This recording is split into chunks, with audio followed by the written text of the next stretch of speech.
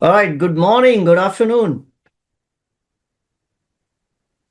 How's it going, guys? Let me see. Good morning, Morris. Morning, Ravi. Morning, Rameshi. And I got some AI meeting notes taker. Hello, hello, Jose. So, what's up? What have you guys been up to this week? Anything new? Uh, I guess I think we all can be happy that the markets were new all-time high, right? What else? Let me ask another question. Anything new that you guys have tried? Anything new tried this week? I will share my screen while we get ready.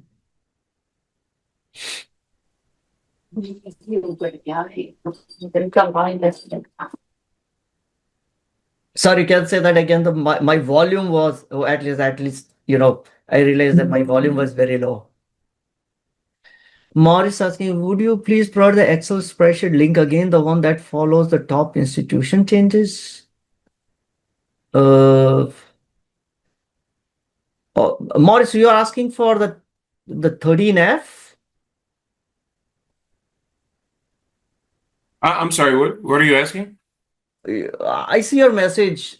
You're asking for the sheets in which I used to track like 13F filings. Is that what you're looking for? No, I think there's a weekly sheet, I mean, a sheet that changes weekly on the institutional investments. There changes the top. I I don't have that. I mean, what I do is at the end of every quarter, when the institutions file their 13F, Uh-huh. I go and consolidate almost 80 institutions' data into a sheet, which I review after, when 13F filings are done, which is generally 45 days after the end of quarter, right? So for June quarter, by July 15th, as per the regulations, SEC deadline, those fund managers have to file in, and then I'll bring it up for review here after I've Yeah. consolidated the data. I don't think that's the one. I was asked this by Alfred to ask you. So Alfred said that you had a spreadsheet that followed. And he wasn't even sure of the name of it, but Okay. it had a whole bunch of links that uh, updates, as an example, the top 100 losses or gains for the week, any kind of changes in positions. Does that ring a bell? I'm probably explaining it very badly. So I don't have. So I think I see a message from Alfred saying yes, that's the one. So probably he's looking for 13F. Yeah, I don't think for the latest quarter I actually put it on OneDrive, but I'll put it on OneDrive and share the link. Just Okay, that sounds good. but that will be, or you might just want to wait for July 15th because we'll have the next quarter. Let me know. I can share the old one. And when Alfred gets on, I'll he and I will ask a little bit better or more succinct if it's not that one. Okay. Okay. Yeah, I Okay. otherwise, sorry, go ahead. Was it Alfred? No, no, please go ahead. No, because otherwise I don't think I have any sheet where I track what the institutions are doing. I only look at what Yeah, Vivek, it is that one. oh, The INF. Yeah, it is. It is. the 13F filing. Yeah, yeah, that's correct. That is the one. I double checked the message you sent me from last year, but the link was expired. So Oh yeah, yeah, yeah. that Because was the one I was looking for. every quarter I put up a new one, so I've not shared or put Okay. for the previous quarter. Let me make sure I bring Okay. this up to make Uh, what you guys are looking for. This is what you're asking for, right? And I've reviewed this. yes, that's correct. Yeah, in after I consolidate in terms of what the fund managers are doing to my stock, and if I'm interested in UNH, who is in UNH and all that stuff, right? Okay. Okay, thanks. One last question. Are you going to talk about the meetup for the Charles Schwab this week or next week? So I mean the Charles Schwab meetup is that meeting is on 11th and 12th July. Yeah, Friday, Saturday. Yeah. Yeah. So again, yeah. So I think good reminder. Housekeeping stuff. We'll probably not have meeting for the next 2 weeks because next weekend on July 4th, we have some family travel plans. So I will be out. So we'll not have any meeting on 5th. And then on 12th, um, I'm attending the Charles Schwab. Every year they do an education workshop on Santa Clara. So I attended it last year. I am planning to attend that again this year just to meet some more, investors in person. Some DIY investors and have some discussions. So on 11th and 12th, I will be attending that. So we'll not have a meeting on 12th also. So you get 2 weeks free for next 2 Saturdays to do whatever you want to do. If you are attending, Okay. but if you are attending Well, Charles Schwab meetup, then maybe we can find us place to maybe get together over there. That'd be great. okay. Yeah, that was my question: is where we gonna meet? Since we're going there, Okay. are you gonna have a location or something based on today, or we just Uh, uh, give you emails or phone numbers are you so on you Slack? can we can? Are you on the Slack group? Uh, I am. I'm on Slack. Yeah. Yeah, so then we can just coordinate through Slack. Once I reach there, I'll probably put a message saying, Okay. "Hey, I'm in," and then we can coordinate for timings. I remember, I think last time Niyankan and I we used that to just coordinate because uh, sending across emails become really tough. So I can just post on a message on Slack, and then we can figure out. Maybe we can catch up. I think when they have the lunch break, etc. Or Okay. some of the sessions. Again, my main intent is to go and meet people out there. I did last time, like I did not attend and wasn't sitting in the conference hall for the whole time. I came out and met some people. So if there are some sessions that we are very basics, I know they have a session on options. Probably they're gonna talk only the basic stuff. So not much interested. Maybe we can come out and meet over there. By the way, how many of you are planning to attend that session? This is Morris. I'm going to be there. All right.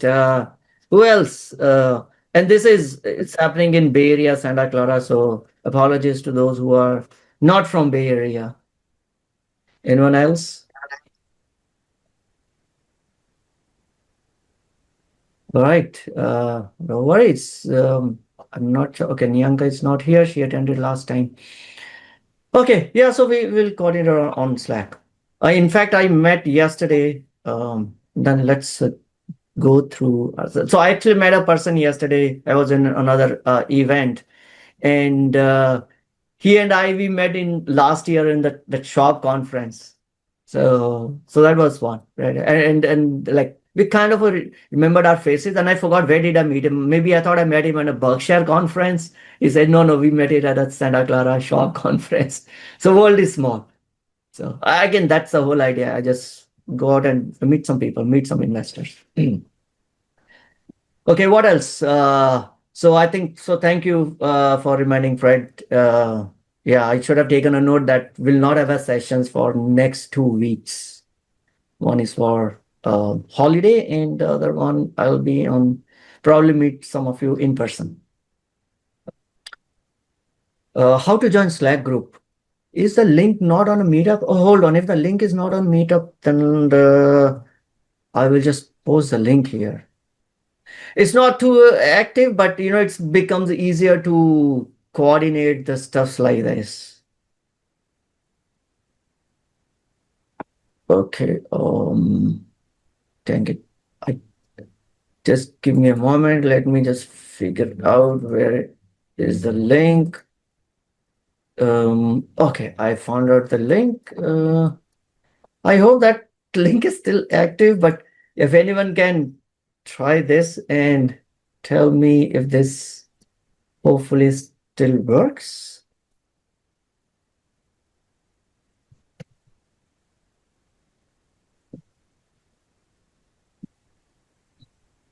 Okay, I shared the link.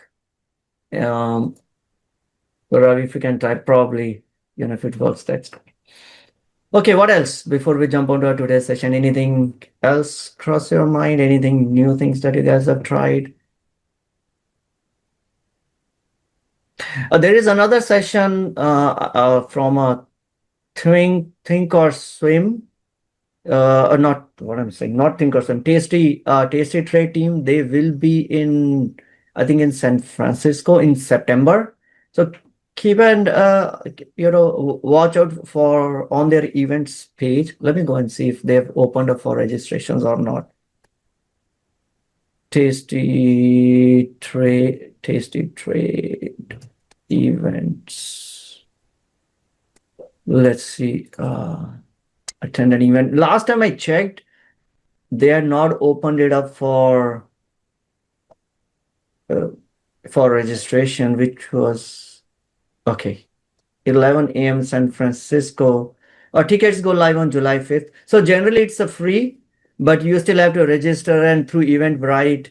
And I think if you may have to pay, but then they refund the money. I mean, that's what as like last year. So you pay upfront and then you get a refund later. It is generally free, but yeah. So maybe put on your calendar on July 5th. So I will attend this one also, but this is on Friday. That'll be another opportunity to meet. And I know, I think I met a few of you in that event as well. So that goes completes our any event discussion. Anything else happening in the Bay Area around investing? Jose is saying, been experimenting with selling spreads, fun learning process. Yeah, I mean, it's I've been, it's fun as long as it makes money, but also ensure that you stay within the risk parameters because the market could turn around. And in that point of a time, if the situation become ugly, at least make sure you have a protection if you're just starting off on this one. Don't go too big in your position size. Stay small, trade often, all the things that I've covered in the boot camp. Uh, all the horror stories that I have heard or seen or I've in the markets are because people have become too big on their position sizes. They become too cocky, right? You make 10 trades, you win all 10 trades, then go too big. Just don't do that. Otherwise, everything will be okay. Satish, thank you for confirming that the link works. I will go up, and Nvidia is too. Yeah, Broadcom. That's one stock that I've never owned it, and then you feel someday, oh gosh, why don't I own Broadcom in my portfolio? So I think out of now it says right, Broadcom is the next Mac 7. Take Tesla out of Mac 7 and put Broadcom in. Well, that's a stock that I've never owned, and it's got a lot of tailwinds for the reasons that Google and Amazon are continuously focused on building their own custom chips and custom boards, which Broadcom helps. I mean, that's the Broadcom specialty is designing basically application specific boards or chips. So as long as that work continues, I think Broadcom is doing good. Nvidia hit I don't think it hit a new all-time high, right? Oh, it 158. Yes, it is a new all-time high. I'm looking at Nvidia 158. I think there is some number saying maybe if it is 164 or 166 or something like that, it will become the first $1 trillion company in the history, right? So now Nvidia is back to be the number one company. The top company in the most valuable company, surpassing, I guess, let me just take out SPY holdings. Microsoft. So where's, oh, come on. It doesn't show me. Yeah, so Nvidia is number one, Microsoft is number two. So there's a race that goes between Microsoft and Nvidia in terms of who's number one, number two. Surprisingly, Apple is still a number three, right? Despite Apple have not done much this year. I won't be surprised if Apple is down for this year. What do you guys think? Wow. Apple is down almost 17.5%. I think I have a chart on Apple which says that relatively does it look cheaper? We'll look at it. But Apple hasn't performed. Tesla hasn't performed. Tesla is down, close to 14.5, almost 15%. I think all other Mac 7. So Meta has done well. Okay.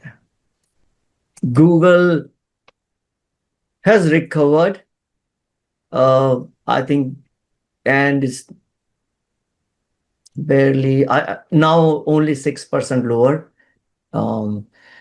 So Mac 7s, even though I think this week the big tech companies have performed, but overall Mac 7, there are still companies which are year to date not positive.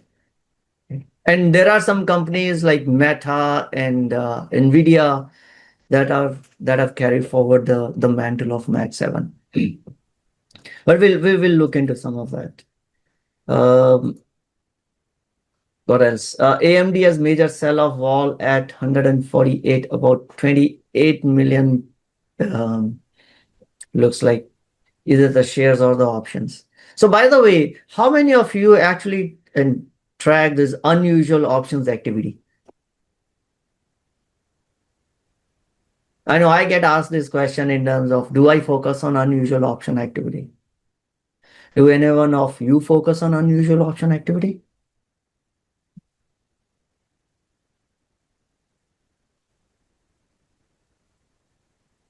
Fred says he has a dark pool levels.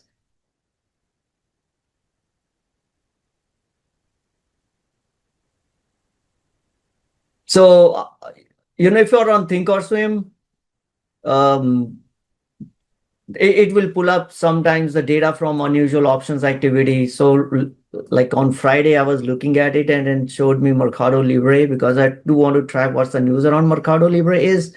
And it shows me unusual option activity on Mercado Libre, and which talks about that based on that unusual activity, the pricing of Mercado Libre could be between $1,000 and $3,000. And I was like just wondering, how do I make use of this information? Right. There were bets all over the place. And I'm like, it is the you have that information, but I can't make use of that information really to build my thesis on it. Anyway. All right, so let's get started, or is there anything else we want to talk about? Jose says you've been using liquidity heat map. Great, not that, again, I'm not like a day trader or a swing trader, so I'm not found the need of using that, but I'm sure these tools are meant for a specific purpose. And if serves that purpose, great. All right, so what do you have for today? Of course, we'll look into the general markets, but I do want to cover the topic that we have been, pushing out every week, which is to do a little deep dive on Chewy. And I think it was Jose who had asked for Chewy. So finally we'll get through that. And then maybe the next one I'll do is for Lam Research. Ravi, you had asked for Lam Research. Is that still open, or you already figured out on Lam Research? Because the next one on, at least on the list that I'm looking at, was a Lam Research. Hi Vivek, this is Ravi. So do you want me to cover Lam Research in our next meeting, or you don't need that anymore? Yes, please. Yes, I'm not sure about the LAM research. I was waiting for your response. So that would be good for me. Thank you. Okay. All right. So we'll do Chewy, and then next one will be Lam Research. And after that, I think we have Yeah, those are the two ones. Sorry, Vivek, I do have one question. Just for very, if you have a minute. Hmm. Sure.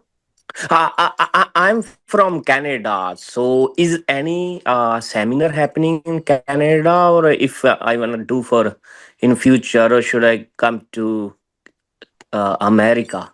Anything? Can you provide me information? So I don't know in terms of, like some conference, etc. On Canada side, because that's not what I'm. Probably, I guess there are some happening because there are investors in Canada also, right? Mhm. There are investors in Canada who invest in US markets. So I'm assuming that there are tons of events, etc. that do happen, but just that I'm not never looked for, so I'm not aware. But I can So, imagine that there are no investing events. okay. So you said something for the September. Should I go for a registration if it's okay, so I can come over there? But I'm not like that kind of big investor. So will be helpful for me if I come over there? So I'm not sure traveling from Canada makes sense for these, because these are like, this one is, at least this one is at a very high level. And the reason why I go is because I've been following these folks for many years. I owe almost all my option, initiation into option trading with these folks. So I just show up to meet them. Right. Thanks, Vivek. Thank you. But That we appreciate. Thank you. they don't go into the deep, this is not, there will be very high level things that they will cover and talk about it. So if you are new to the options, this even not going to help you. What may help you is to go and meet other people, right? True. Okay. All right. Thank you, Vivek. Thanks very much. Okay, so Jose is saying Vancouver is used for commodities conferences. See, yeah, I'm not on in commodities, so obviously I won't know. Okay, so yeah, on today we will do a deep dive on Chewy, and the rest of the content is almost the same that I cover every week. We look at starting at a macro level, what's happened in the market. I got some interesting charts, got some company news, and then we'll get into breakout rooms. Cool. All right, so let's get started. As always, anything that we discuss here is only for education, and don't take it as an investment advice or financial advice. Um, I'm just a techie person trying to get into investing, and so I'm not entitled to give any financial advice. But before we get into the serious things, so this week I did a couple of stuff. One is had fun. Fun time, me and my wife, we drove down to up north, Napa Valley. The more fun was that she wanted to go on a Jeep, so we rented a Jeep, and it was fun driving, this vehicle.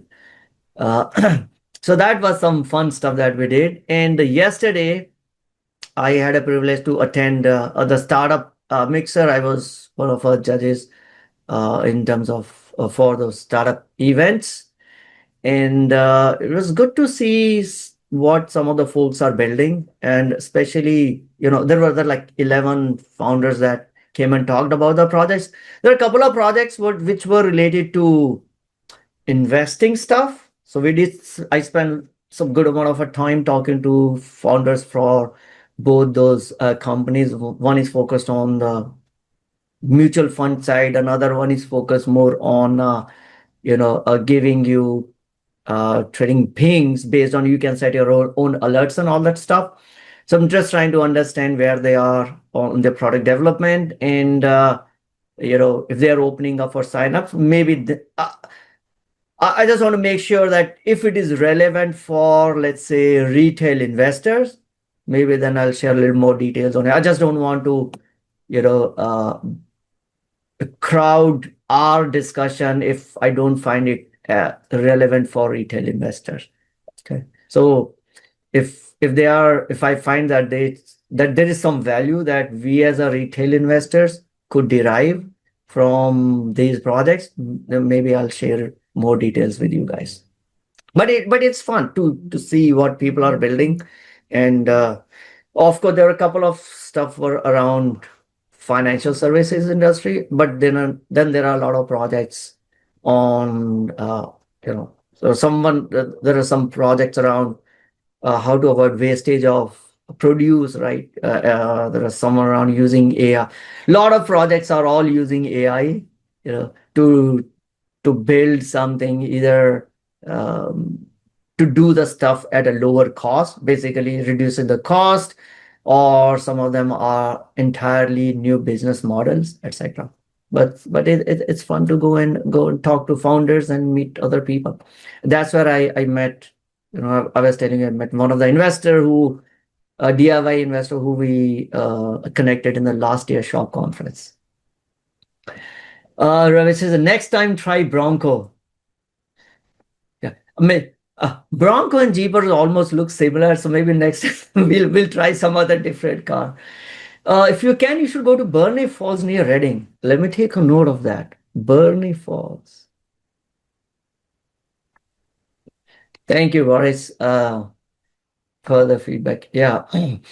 Online group of Canadians and Americans here on another VTIC. Yes, I think I'm part of that. I do attend that sometimes. So let's get into the market side. Also, McLeod Falls. Okay. Ooh. Take note of that as well. All right. So let's get into what happened in the markets recently. This V-shaped rally that we have seen in markets, right? This is the most hated one. I would say one of the quickest one. It's even quicker than what we saw during 2020, when the markets fell down in March and then we quickly recovered. But it took a few months. But this one is the most hated one. Some hate it because of their political affiliations. Some hate it now because they cashed out of the market after a few days of drops, and now they can't get back in, right? So if you are waiting to buy for the dip, probably you're still waiting here, right? Because the market just recovered so quickly that you never had a good enough chances to buy back, right? And if you are sold at the bottom, it is mentally very difficult to buy at a higher price where you're sold in. So right now the market is up 24% from its April lowest point, right? And if you're one of those brave souls who had a cash on the sideline to take advantage when the market provides these opportunities, and you had invested it during April 4th or April 7th when the market was at its lowest point. Where was it? It was almost here, right? So April 7th. Of course, you'll not be able to always time the market. So let's take out April 8th when the closing was the lowest. You've done pretty well, right? It's like up 24%. So again, I'm not a big fan of trying to time the market. So you should not have gone out in the market based on what happens on the macro level, unless you are owning an individual stocks that get hugely impacted by it, right? So S&P and S&P has rebounded like 24%. If you talk about the tech stocks, NASDAQ is up like 33%. For now, S&P is up, 5% or so. So for year to date, and we hit a new all-time high. I think the previous one was 614 or something. That was in Feb 19th. And now we surpassed that. We're like 600. We had a new all-time high of 616. Again, close to 615. Right? So market has climbed all the worries that we have had over the last couple of months, right? Talk about tariffs, talk about oil shock, talk about all the geopolitical tensions. Right? At the start of the year, if you tell me these all things are happening, that we're going to tariff the rest of the world, and could you imagine that the market will still be positive? Probably not. And those things are not gone away yet, right? Of course, right now Iran and Israel, we are of some truce, right? We don't know when that might flare up again. The tariff deadline is coming up, so we'll see what happens after that. But so far, market is like, I don't care. It's just gone up. So Nasdaq is up 33%. What are the few things that are driving the rally? One is, of course, over the last few weeks, we have seen geopolitical tensions, right? Those have some de-escalation in that. Of course, US got involved in that in the so-called bombing the nuclear facilities of Iran and forcing a negotiation, a truce between ceasefire between Iran and Israel. So, and number two is more importantly was that after the initial spike in oil, right? Now oil is back down because there was a worry that maybe Iran will block the Strait of Hormuz, which is a small, narrow space. I mean, narrow when you talk about how big the world is. So I think at that narrowest point, it is like 21 miles wide, the strait, and it's almost 100-mile long. And in the past, Iran have used its influence to disrupt the travel of oil tankers through that space. So the whole idea was, if they do it again, that would cause a disruption in the movement of oil across the world, and that could spike up the oil prices. And as of today, renewables are not there yet, so oil is still, provides most of the energy behind all the economic activities that we have. So anytime there's an oil, prices will go up, which means your energy prices will go up, which means your inflation will go up and all that stuff. So the critical Strait of Hormuz, no disruptions over there, and we saw that oil prices have fallen back, right? Let's go back and look at the crude oil. If we look at the volatility on the crude oil, right? And I guess this is where on 6th or 7th, that weekend, we had the conflict. It was, I think, the 7th, and then the oil price spiked up, and then the de-escalation, and oil price is still back down. So it's back to a pre-conflict level.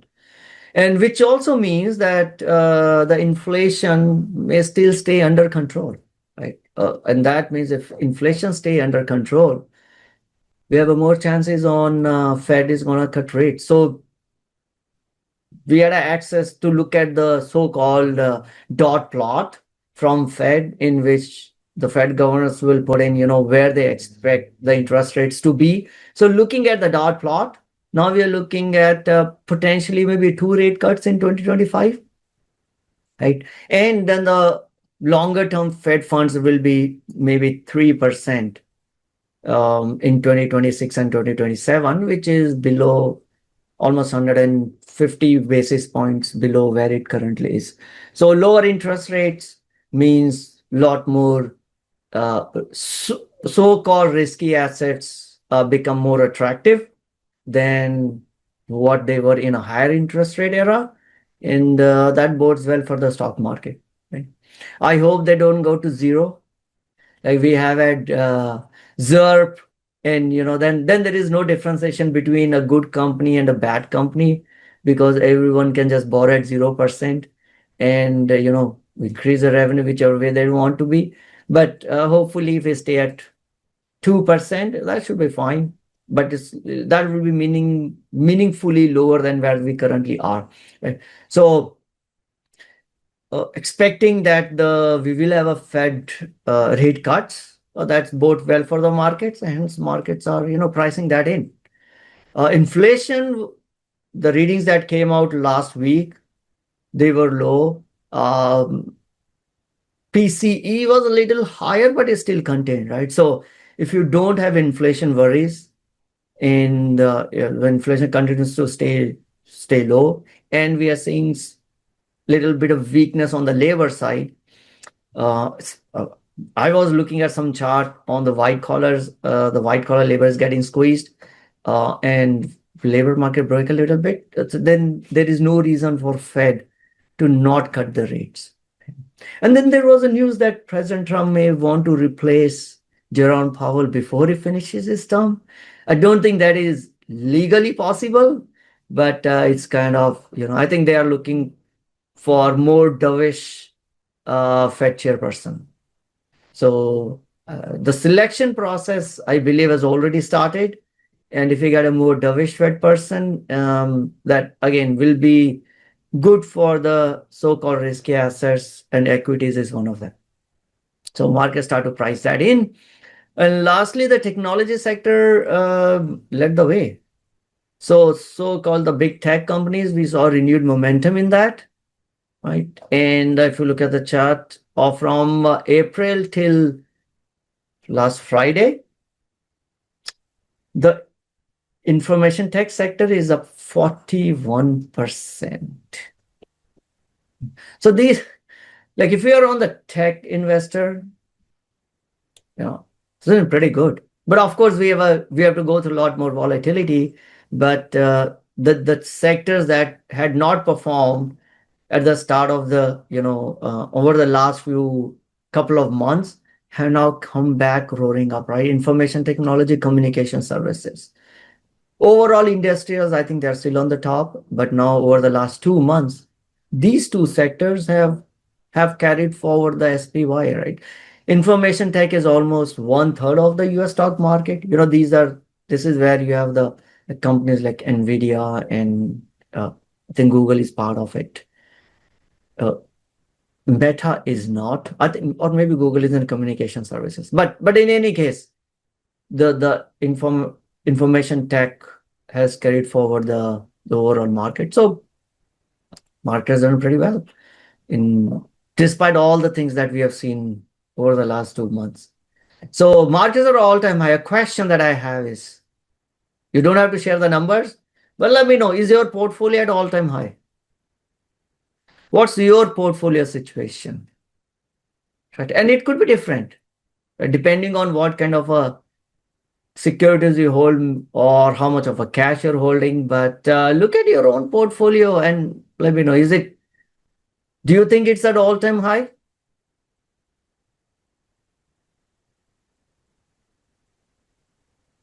You don't have to, I don't want to make it, like I was attending some spaces where the people are saying, oh, my portfolio is up 54%, 30%. I'm not looking for the numbers, but what do you think? You don't have to think, you can check. Jose says portfolio is in a healthy situation, but not at all-time high yet. That's fine. That's great. You should know where you stand. They'll say mine is all-time high. Mine is at looking as of Friday, it will be all-time high. I only consolidate the daily data at the end of a month. But if I look at the Friday one, it is at all-time high. Morris is not 80 yet, still recovering from big V. Rajiv. So if you are not gone out of market based on whatever has happened, and if you continues to do the stuff which is dollar cost averaging, let every 2 weeks, let your paycheck get deposited and all that, into the markets, then and if you hold SPY as your most of in your portfolio, then you will do what SPY does. Okay. And if you hold some of the companies which are part of information tech, right, then you may be a few lucky ones who have done better than SPY. Right? But I completely understand what you have to go through it to better than SPY. But even if you're, for a retail investors, if you don't track individual companies, I think you've done pretty well by just holding SPY. Let me put it that way.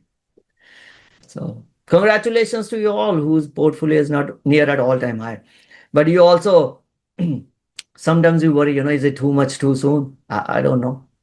We'll look into some charts to see if we are like a fraud or not, but who knows what's going to happen tomorrow. Ed Johnson is saying one of my holdings is MACD, which is I guess McDonald's owned since high school and would take a tax if it's sold. It's down majority of last month. Do you have a thought on it? So I've not looked at MACD. McDonald's, I never owned it. But I guess McDonald's should do as how the economy would do it. Or maybe it will do better if the economy is little tight, because people might trade down to instead of going to a sit down some fancy restaurant, they may trade down to using using fast food. But no, I've not looked at McDonald's. Maybe I will. Wait, let me see if I have a chart of McDonald's. MCD.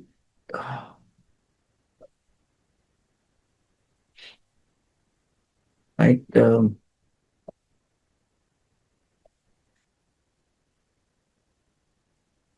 So the growth is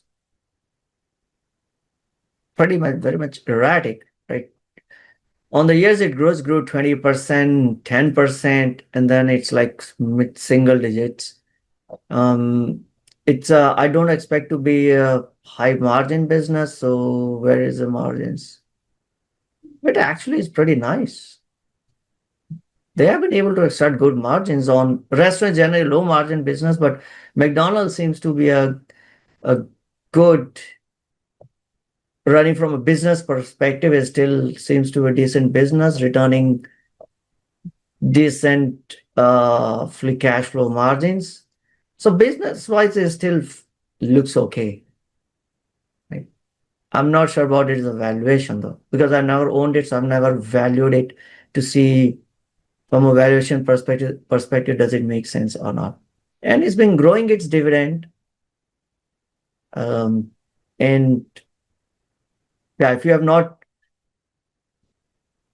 I think it probably won't be the worst thing to do to hold it, because the business still, at least over the last few years, still seems to be doing fine.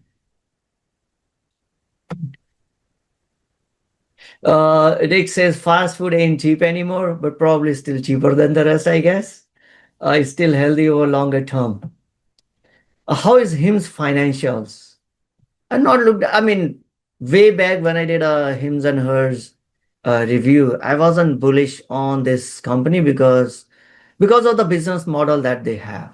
Like that, and I've seen many such telehealth companies come and go over a period of years. There is always something new that comes up, trying to address the market, but none of them has strong staying power. So financials,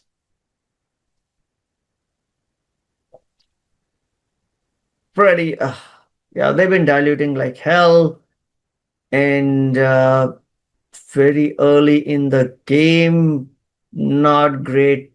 From a business side, not that great. Right now, all you're paying up is for its revenue growth, assuming that in the future they will be able to convert the revenue growth into the margins, right?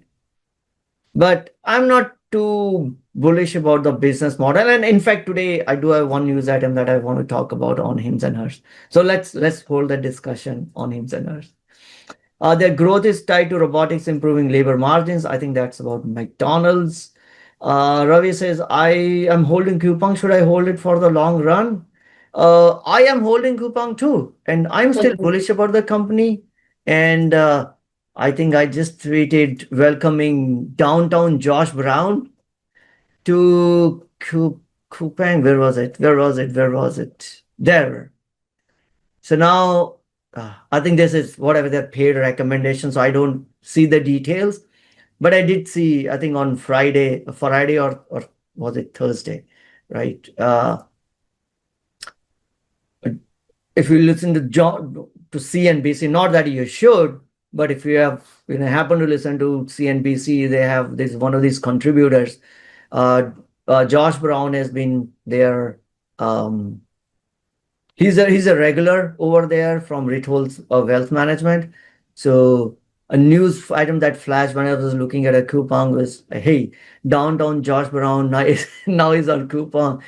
Maybe a little late, but it's okay, right? Again, I'm bullish about it because I don't know, when you looked at the reviews or the earnings review and what the CEO and the CFO have to say, and their focus on the shareholders and shareholder friendly measures, right? I like the company. I like the business. I like the management. So as long as these two things are fine, yeah, stock could go up or down, and it has been a little volatile, and but that's okay. Okay. So I think that this one is it new 52-week. I maybe this is Josh Brown's impact, right? If someone comes and talk on CNBC, probably his followers are now jumping onto this one. Right? So, but yeah, it hit a new 52-week high. Again, I am long. When I say I'm long on this, I want to own it for next 10, 15 years, unless business gives or the management gives me a reason not to own it, right? Stock market pricing giving me a reason not to own it, that probably not won't be a reason that I will sell off. As long as the business is still okay and the management is not doing stupid stuff, I'll still own the company. All right, let's talk about hims and hers, right? So there was a news, and which when I looked at it, I'm like, wow, that seems to be the quickest divorce that I have seen on the corporate marriages. So what am I talking about here? So Novo Nordisk, which is basically the company behind. There were two companies behind these GLP-1 drugs, right? One was Eli Lilly, another one was Novo Nordisk, right? So Novo Nordisk have the drug called Wegovy, which is basically your and Eli Lilly had Ozempic. These are the GLP-1 drugs, which are like now the best drugs that ever invented. Probably the most money making drug because they help people to lose weight. As a side discovery, it was a drug for diet to treat diabetes, but then they realized that all those diabetic patients are also losing weight. And then they said, wow, we never knew about it. And I think in one of the episodes I covered the whole history behind this. So anyway, now Novo Nordisk also have its own challenges because they haven't been able to catch up with Eli Lilly. So they have been trying to work out a lot of relationship with other resellers or online pharmacies or telehealth companies to push their brand. And looks like in April, they Novo Nordisk, they had a collaboration with Hims and Hers, and not just Hims and Hers, right? There is another company called Life Family. There is another company called Ro, which does, at least Road has the same business model like Hims and Hers, because I see some ads of Ro shows up on a YouTube, and probably it does almost the same thing what Hims and Hers does, right? Which is, among other things, which they started with when we had a shortage of these GLP-1 drugs. As per the FDA regulations, if there is a shortage, then anyone else can actually do these stuff are called compounding pharmacies, which will basically use the same ingredients, same in quotes, that the let's say Novo Nordisk use it, and then mix them together and give it to the customers, right? Because the original drug is in a short supply. Right? So that was how the Hims and Hers started building their own compounding medicine, and then started selling to patients, of course, at a much cheaper rate than what you would get from Novo Nordisk and all that stuff, right? So what Novo Nordisk would want is to encourage patients to go through the FDA approved medicine, which is Wegovy, or in case of Eli Lilly, it will be Ozempic, and not use these knockoff compounded versions. Because these compounded versions are not tested and approved by FDA.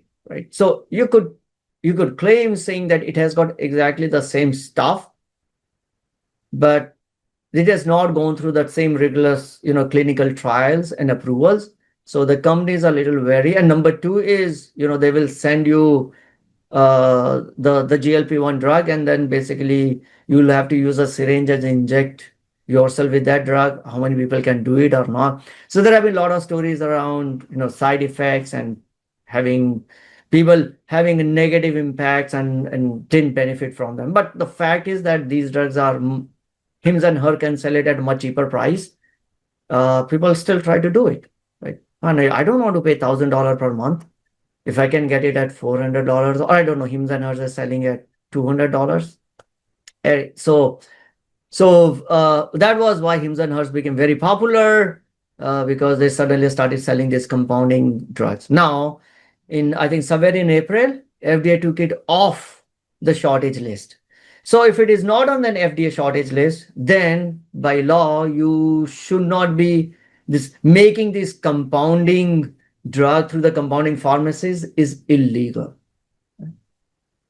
So that basically cuts down the one big revenue stream for not hims and hers, but similarly other companies who are making use of these compounding pharmacies to get these expensive drugs and sell that to consumers at much cheaper prices, right? But if it is not an FDA shortage list, then you are legally not allowed to do it, right? But hims and hers, if you listen to hims and hers CEO, he did say that we will still be able to do it with a tweak, which is saying if you can do a personalized one, right? It's not a generic one, but I am personalizing it for an individual.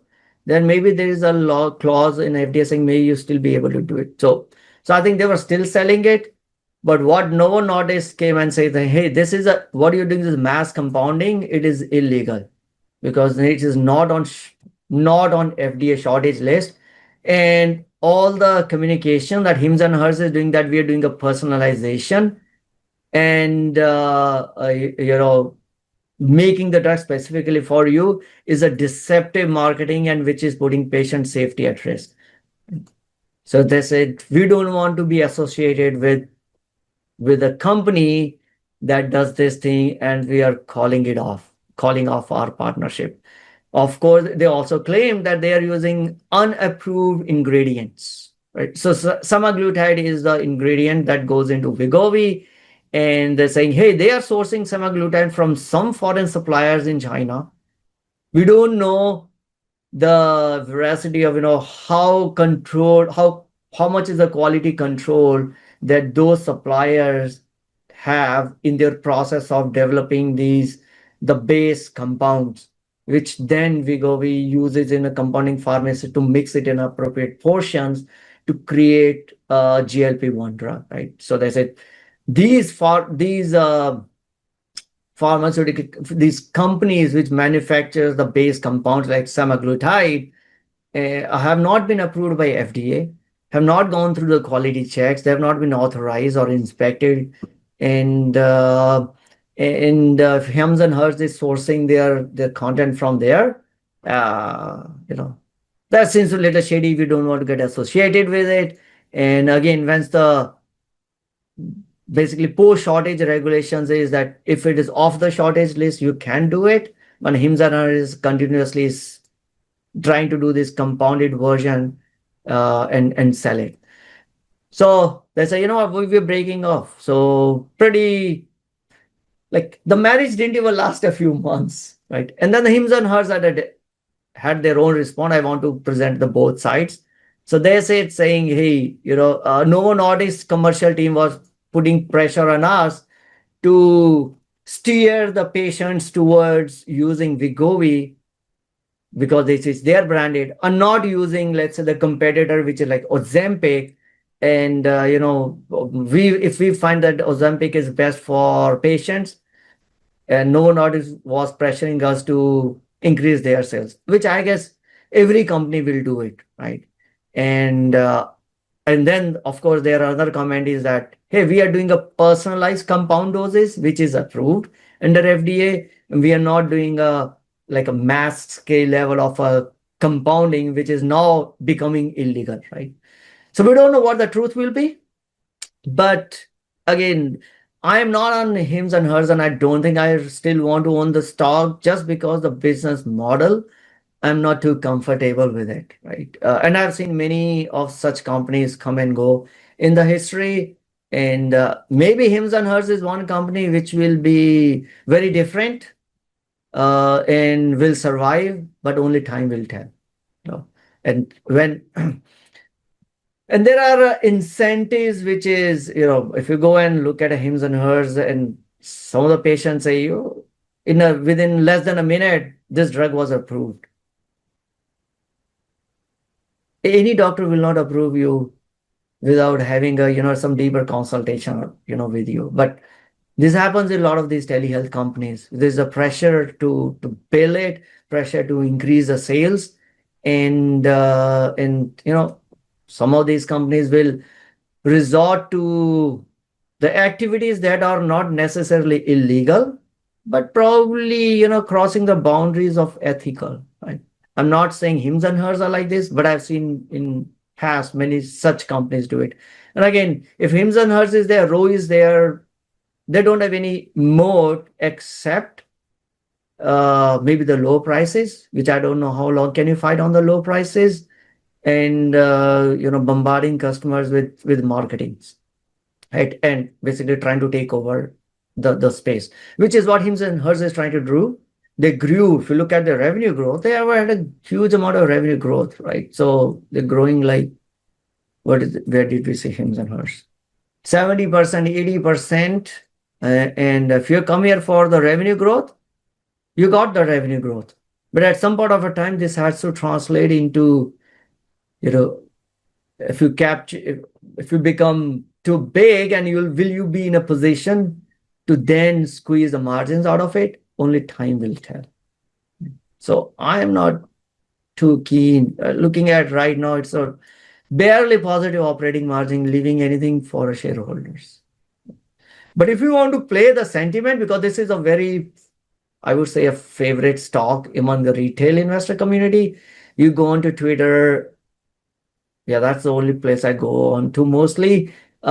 Like a lot of retail investors and finfluencers will be talking about hims and hers, okay?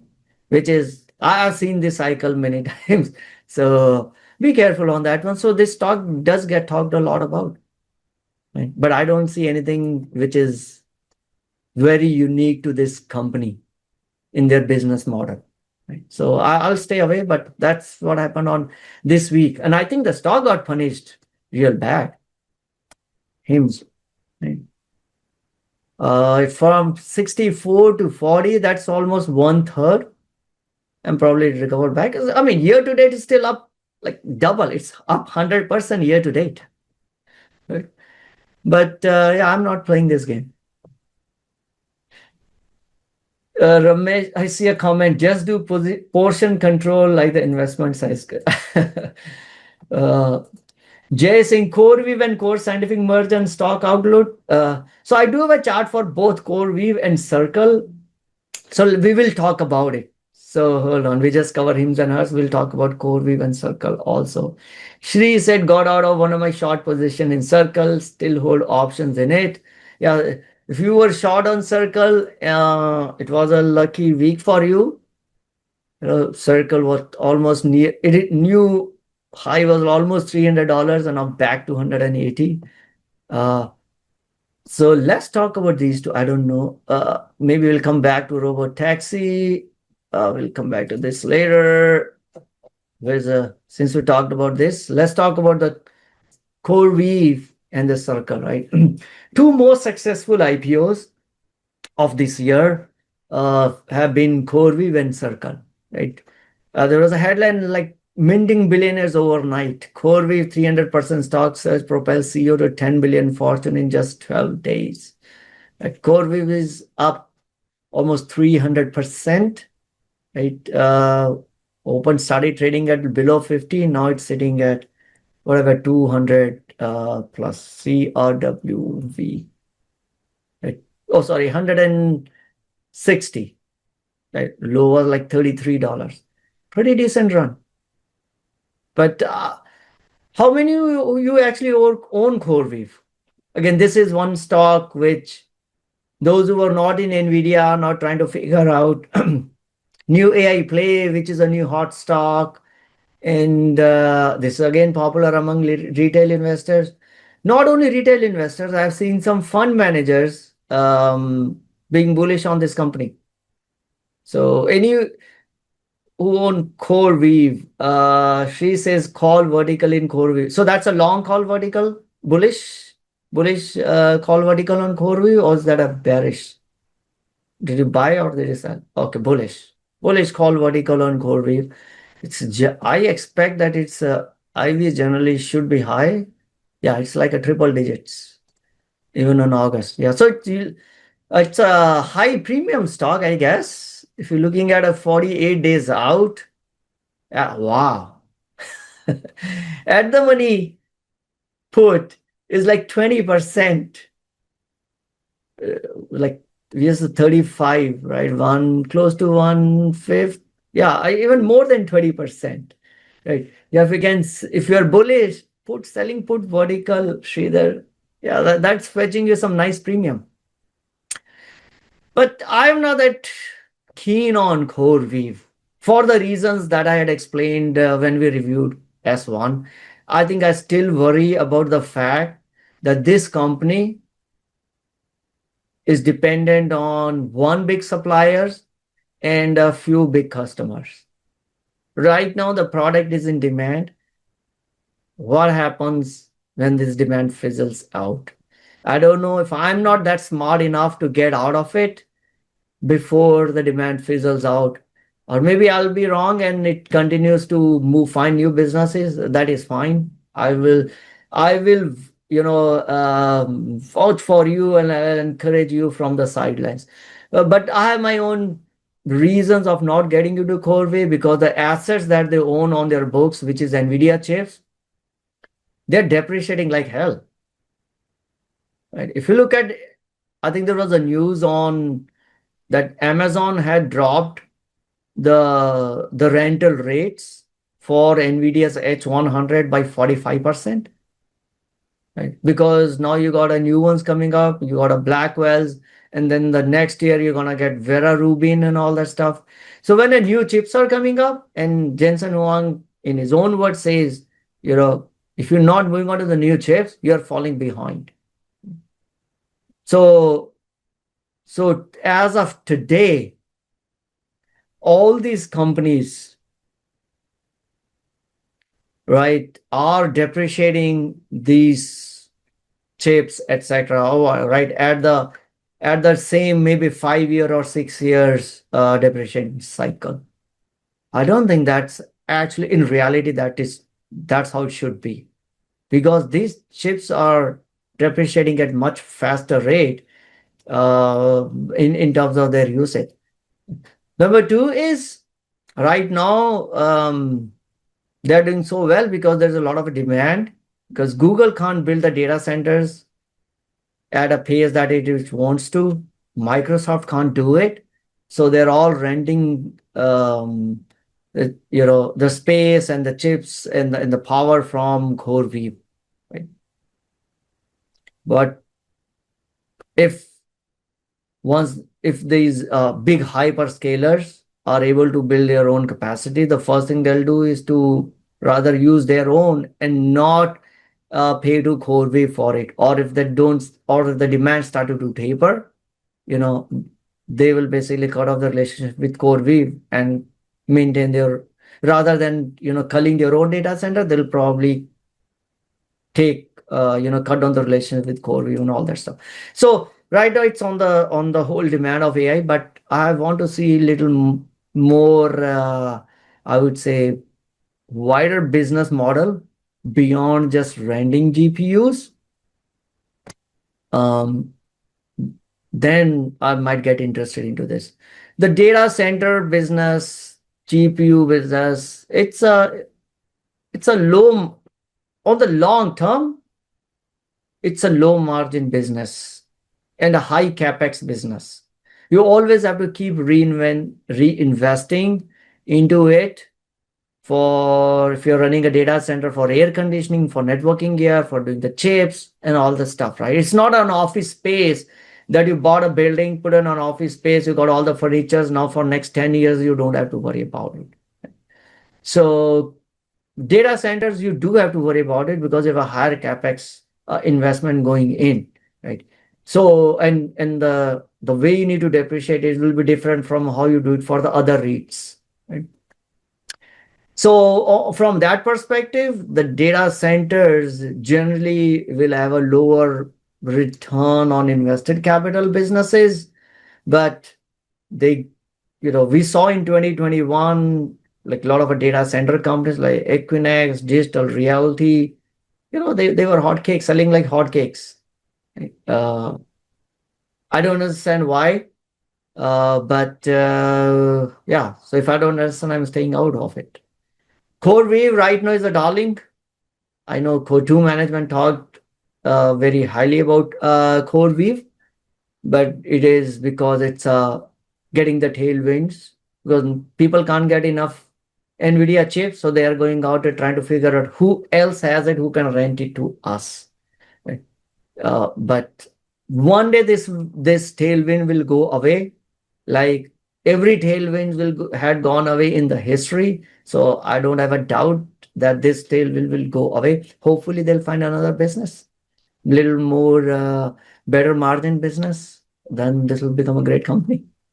But I'm staying away from CoreWeave right now, and I'll cheer you guys from the sidelines. I think it's the data center more worth than the chips. Big companies face more pushback building new DCs. They get away by going after smaller companies like CoreWeave.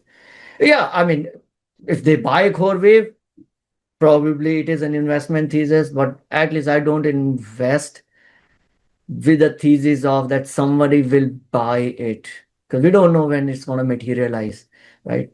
Or whether it is going to materialize or not.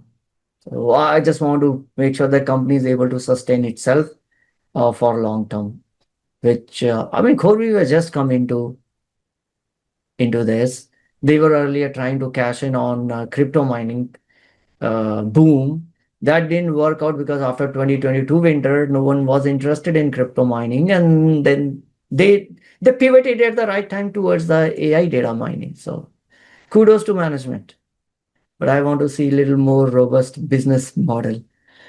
The next one is a Circle. That Circle looks like can't get enough of it. Wall Street can get enough of it. At some point of a time, it was like $275. This company's IPO price was, I think, maybe 33, 34. It opened at 70, maybe close to 70. So looking at his IPO price was 33 or 34, wherever, and all the way like 275 in the matter, which is like a few weeks. This is where you start to feel, what the heck is happening? And what does Circle even do? Anyone own Circle?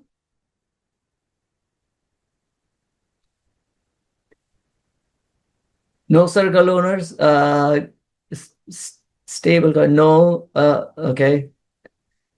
Yeah, Circle is basically the big issuer of the US regulated, the only US regulated, not, I shouldn't say the only biggest US regulated stable coin, which is USDC, right? The biggest is a Tether, but that's not in US.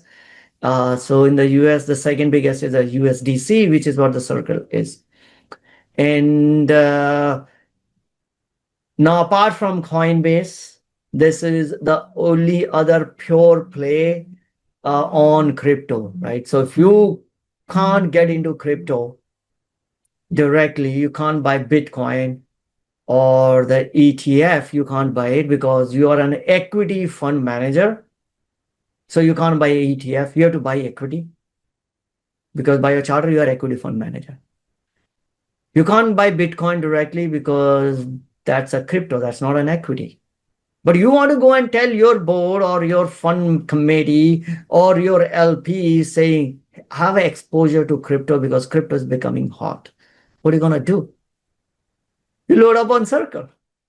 At least you'll buy Circle and it will give you rights to say, hey, we have exposure to crypto. See, I am a fund manager who is like at the edge of whatever is the latest happening in the investing, right? Which is now I am keeping up with whatever the latest hottest trends, which is like crypto, because your investors will ask you. US government is becoming very positive on crypto. Bitcoin is grown up like 50-60% CAGR last 15 years. Why don't I have exposure to crypto in my portfolio? Or why my investment is not putting into crypto? If you're an equity fund manager, you didn't have an answer, right? Apart from, let's say, Coinbase. Now you got one more. So yeah, whether it performs well or not, who knows? But at least you have an answer, and you can claim that now you have a crypto exposure to your fund. Right? So there are a lot of these games also playing. From a business perspective, Coinbase, and this is like a ridiculous fact, Coinbase makes more money from USDC than Circle makes it. Because Coinbase earns distribution fees. That's how, if you were to buy USDC, where are you going to go and buy it? You can't go to Circle's website and buy it. You go to Coinbase and then buy USDC over there. So Coinbase charges a distribution fee, and they make more money on this than what Circle themselves make, right? But that's their business. And how they earn the profits is when you buy the USDC, you give your dollars to Circle, get your dollars, and they use the dollars to invest in treasuries to back up those stable coins. And today treasuries is paying 4.5%. What happens if the dot plot tells us that in 2 years it's going to drop down to 3%? Maybe if we get a more dovish Fed, and if it goes down to 2%, what happens to Circle's income? And then they have to pay a portion of that, big portion of that income to Coinbase, and maybe to, let's say, other companies like Kraken for distribution and all that stuff. So I'm not too keen. I'm very bullish around the stable coins as such and the usage of it, but I'm not too keen on Circle, and that too, like, what's the market cap of Circle? Right. Looking, it was down like 16% on like a $40 billion market cap. Right. On $1.9 billion of revenue. And then after paying all the expenses and all that stuff, where do they end up? 11% operating margin. Right. And like 1% profit margin. But who cares when everyone is trying to get into crypto? You'll not even look at these things. You want Circle because then you can basically claim that you have exposure to crypto, which is what all the new kids are doing.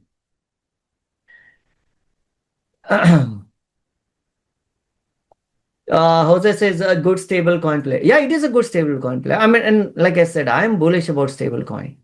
And I do assume that, they'll get a lot more AUM under it. This probably become bigger and bigger, but what's the next business model? If your business model is to get basically the earn interest on treasuries, so that business model is going to get challenged once the rate starts to come down. So worth $40 billion? I don't think so. Ravi say, how about Chainlink coin? It partnered with MasterCard. So again, Chainlink is trying to build a bridge between the real world and the crypto world, right? And they have a few products in it. I mean, I've heard about the Masters, not not about the MasterCard, but they have had a partnership with many, maybe they had with Visa earlier also. I don't recall it exactly, but they did have some partnership with the traditional financial institutions. And partnership doesn't mean anything unless we see a lot of adoption of our activities moving on to blockchain, right? Let's say if the real world assets or things like a lot of betting stuff sports betting starts to move over the blockchain, or let's say you want to bet, or let's say you want to buy some insurance on weather patterns, right? And then, but it needs to be on a decentralized one. I don't know why it would be, but imagine a theoretical scenario that you have a futures contracts on a weather, and then but it needs to be decentralized. Then you need to know what the weather was at that point of a time on future date of expiry. On the blockchain there is no directly way, so that's where the chain link comes into picture. That's one of their product. They do have other products of moving your crypto assets cross chain, CCIP. They have a protocol. I don't know how much of adoption is there. So all the other stuff, I think, except Bitcoin has established itself as a store of value, which I do see a lot of adoption. All others are dependent on how much our day-to-day life we're going to move on to blockchain and start to make use of these crypto assets. I think another company news will, when we'll get into the crypto economy, I'll talk about a few more news which I heard this week. But I think we are way early in that game. So if we want to take some exposure, if we think that real world, moving the real world data onto the blockchain will become a big part 5 years down the line, 10 years down the line, and Chainlink is the biggest player in that. Yeah, then maybe the thesis will work out. Maybe it will become it'll do good. But that thesis has to play out. So while these new kids on the block like Circle and CHWY are catching a lot of attention, old is still gold. Microsoft hit a new all-time high. And what I like about Microsoft is not just the AI tailwind, but you go beyond, right? In the history, if you go back and look for 10, 15 years, it's still a wonderful business to own. The numbers look so impressive. Like 35%, mid-30s operating, so net profit margin, right? 35 to 40% operating margin. And we're not talking about a small company. And the revenue is growing at mid-teens because it's a huge company. But I mean, it's still a great business to own. So you don't always have to hunt for the next shiny object. There are some great business, old. It's 50-year-old, right? So I can call it old. Big businesses that are still good businesses to own. And I think the Dan Ives had raised his target from $500 to $600. Talking about the growth in AI business in Azure, I don't think that's a new. Last quarter, when they reported the results, we knew that their AI grew 33%, whereas which was the highest among all the three big hyperscalers, right? But I think analysts will take their time to do the analysis and then change the targets. Maybe this price target, upward revision has something to do with, but I think overall still a good business to own. So that's on Microsoft. I see a question. Fred says Coinbase is making killing as institution doing an average 8 round trips. Each trip is 3% on BTC. I heard that. I think yesterday I was listening to Jim Chanos. He said exactly the same thing. And he was like, hey, the talk about HODL and all that stuff.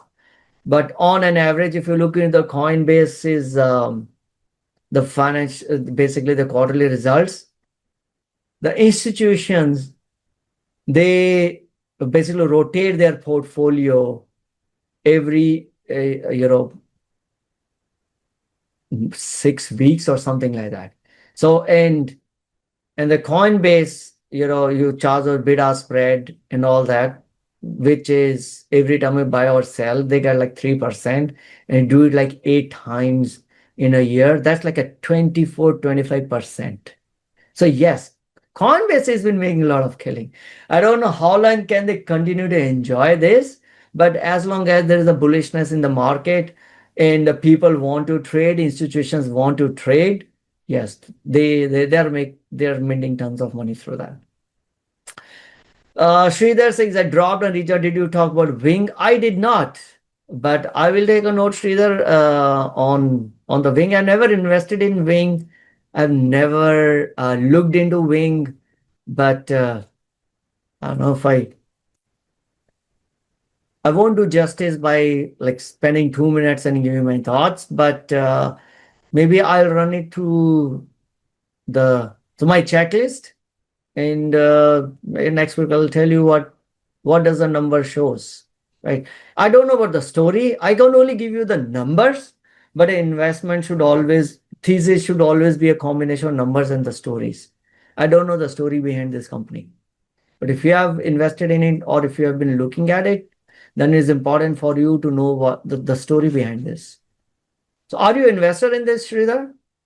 Or you're looking to be an investor in this Wing? Not yet? Maybe then you need to bring the story behind this. I can bring the numbers. Like the numbers that I had for Microsoft, I can bring the numbers and see what I see in the numbers, but numbers are all history. Story will tell you about the future. So we'll look at the story later. Lamb research, no, Ravi, Lamb research, I'll probably do a little more deeper dive on Lamb research later. Okay.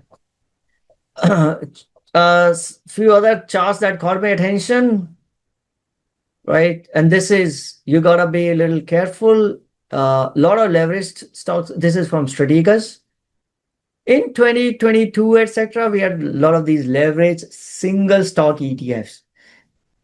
Why we're seeing it the last few years? Because I think SEC changed the rule in 2019 or 2021 and allowed issuers to issue single stock leveraged ETFs. Prior to that, we had a leveraged ETFs, but on indices or on a group of stocks, right? On a sector specific. But from maybe 3-4 years ago, ever since SEC changed the rule, you start to see a lot more single stock. And we started with the right, I don't think it is the right thing, but at least we started with a not so egregiously, speculative stuff. You got a 2x, 3x on Apple, Nvidia, 2x Nvidia ETFs, right? Or now all we are looking at is Carvana has got leveraged ETF, right? We got a Palantir has got leveraged ETF. We got a TEM. What is TEM? Archer Aviation's got a leverage ETF, right?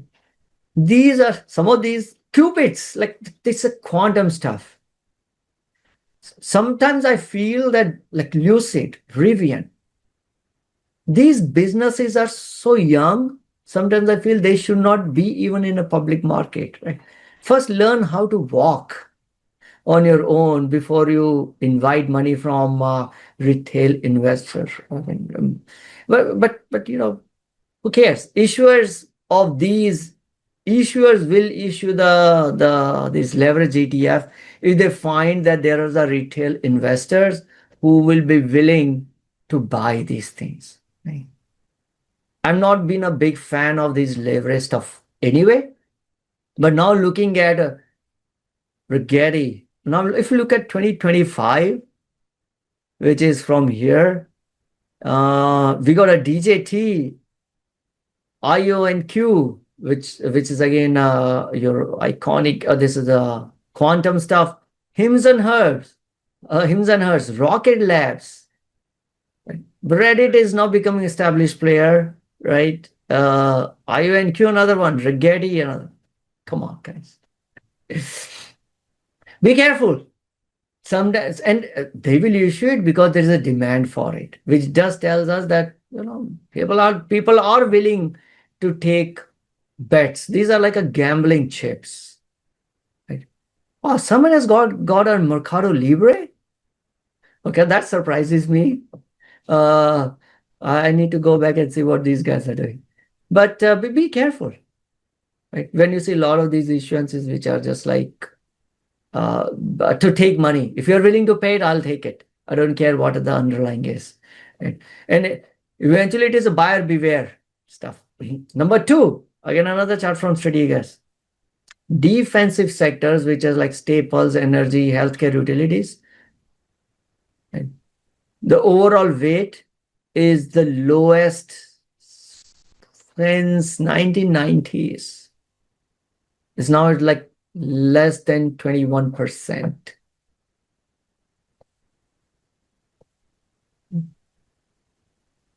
These are called defensive sectors because economy goes south, you will still eat the food, you will still need clothes to wear. So the consumer staples will be around.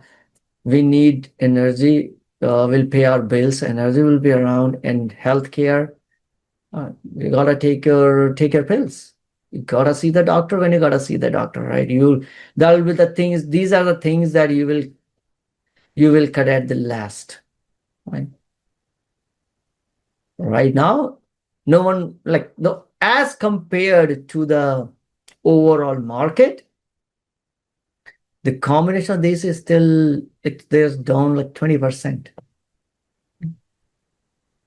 So people don't want to get defensive because looks like the rosy days are ahead. But we are still not as bad as what we were in 2021, especially on the real unprofitable, most expensive companies, right? In 2021, the ones which are favored by ARK Invest, right?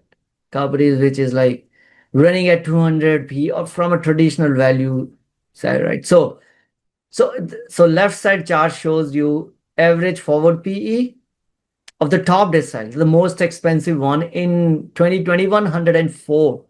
Right now we're looking at 63. So there is still froth in some of these most expensive businesses, I would still say. So I won't be surprised to see a few more, the likes of Qubits and Archer Aviations, some more money getting into this. We are not there yet in 2021.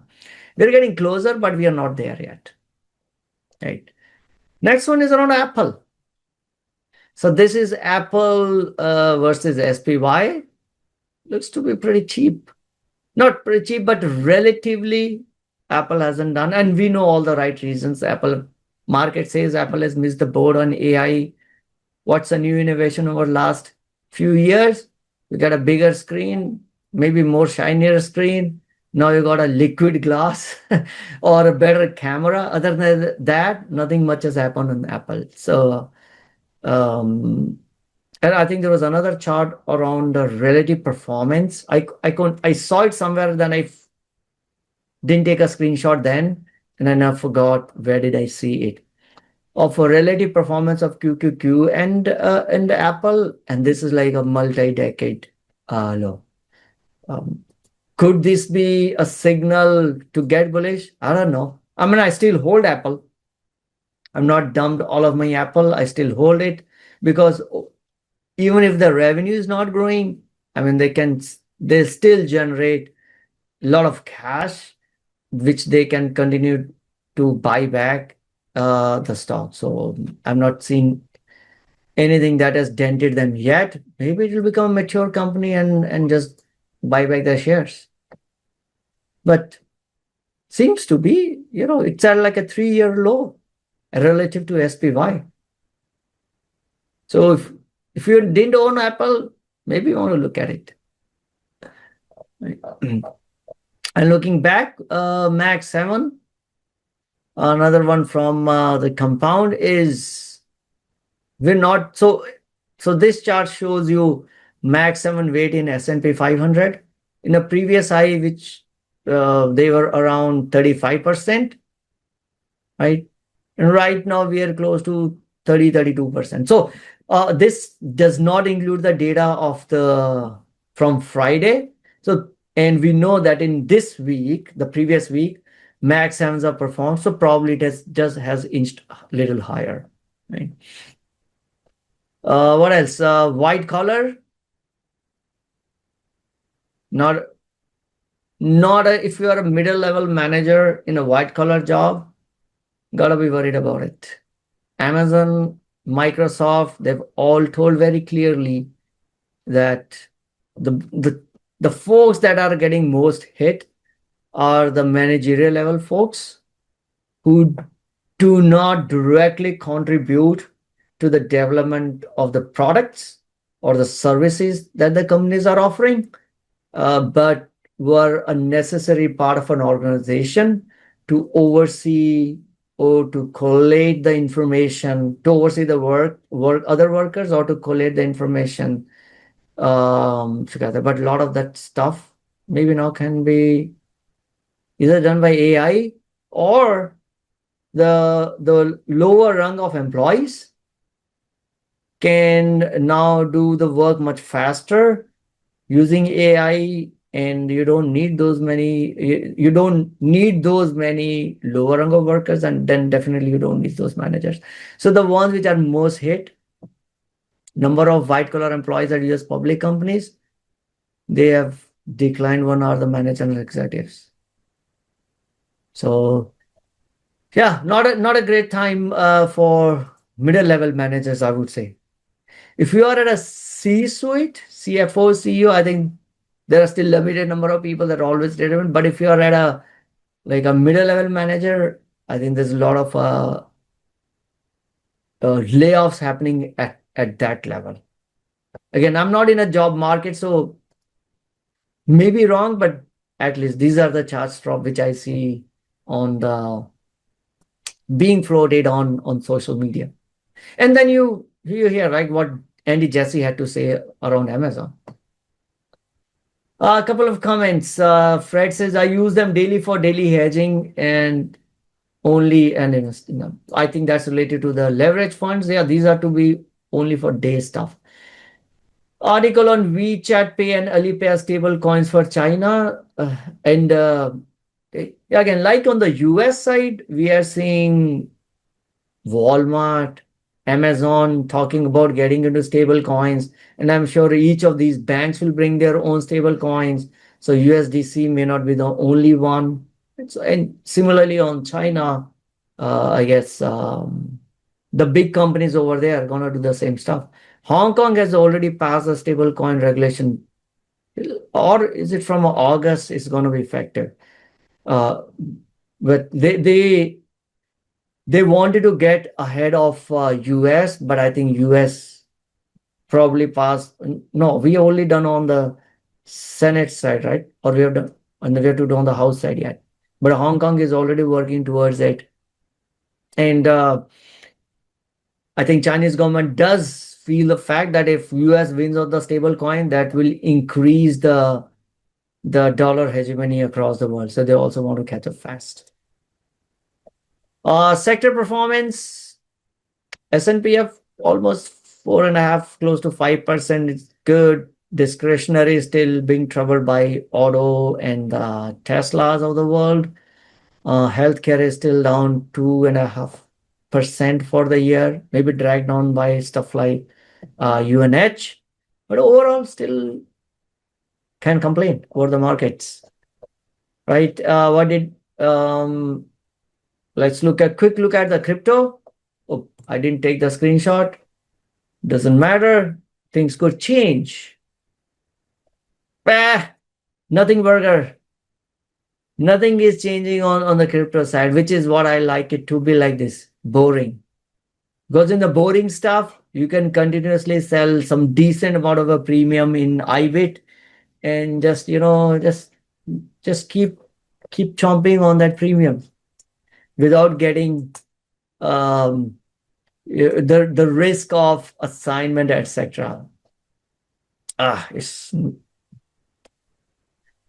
also simulated environment doesn't show, but you can get some decent, like for 48 days out on IBIT, you go down close to 5-10%, and you can still make, this will be equivalent to what, 2-3%, right? Pretty decent one, as long as it doesn't move much. So it's a good volatility on these ETFs, good vehicles to sell some premium. But from a news perspective, we see a lot of news around tokenization. That's the next big thing. Once a stable coin comes in, and this is where the Chainlink future we might see them, working out, is when everything starts to get tokenized. Right now, there is a company that looking to tokenize just the stocks. I'm waiting to see when the other real world assets get tokenized. The other big news was around FHFA. They directed Freddie Mac and Fannie Mae.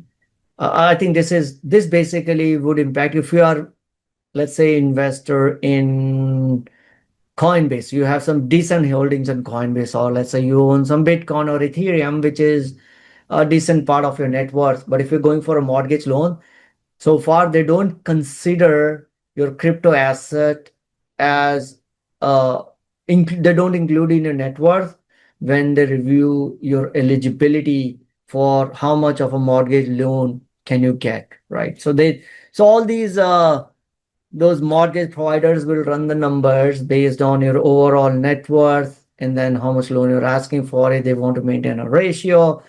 So FHFA directed Freddie Mac and Fannie Mae, saying we work on to start including your crypto assets when determining the eligibility for mortgage, right?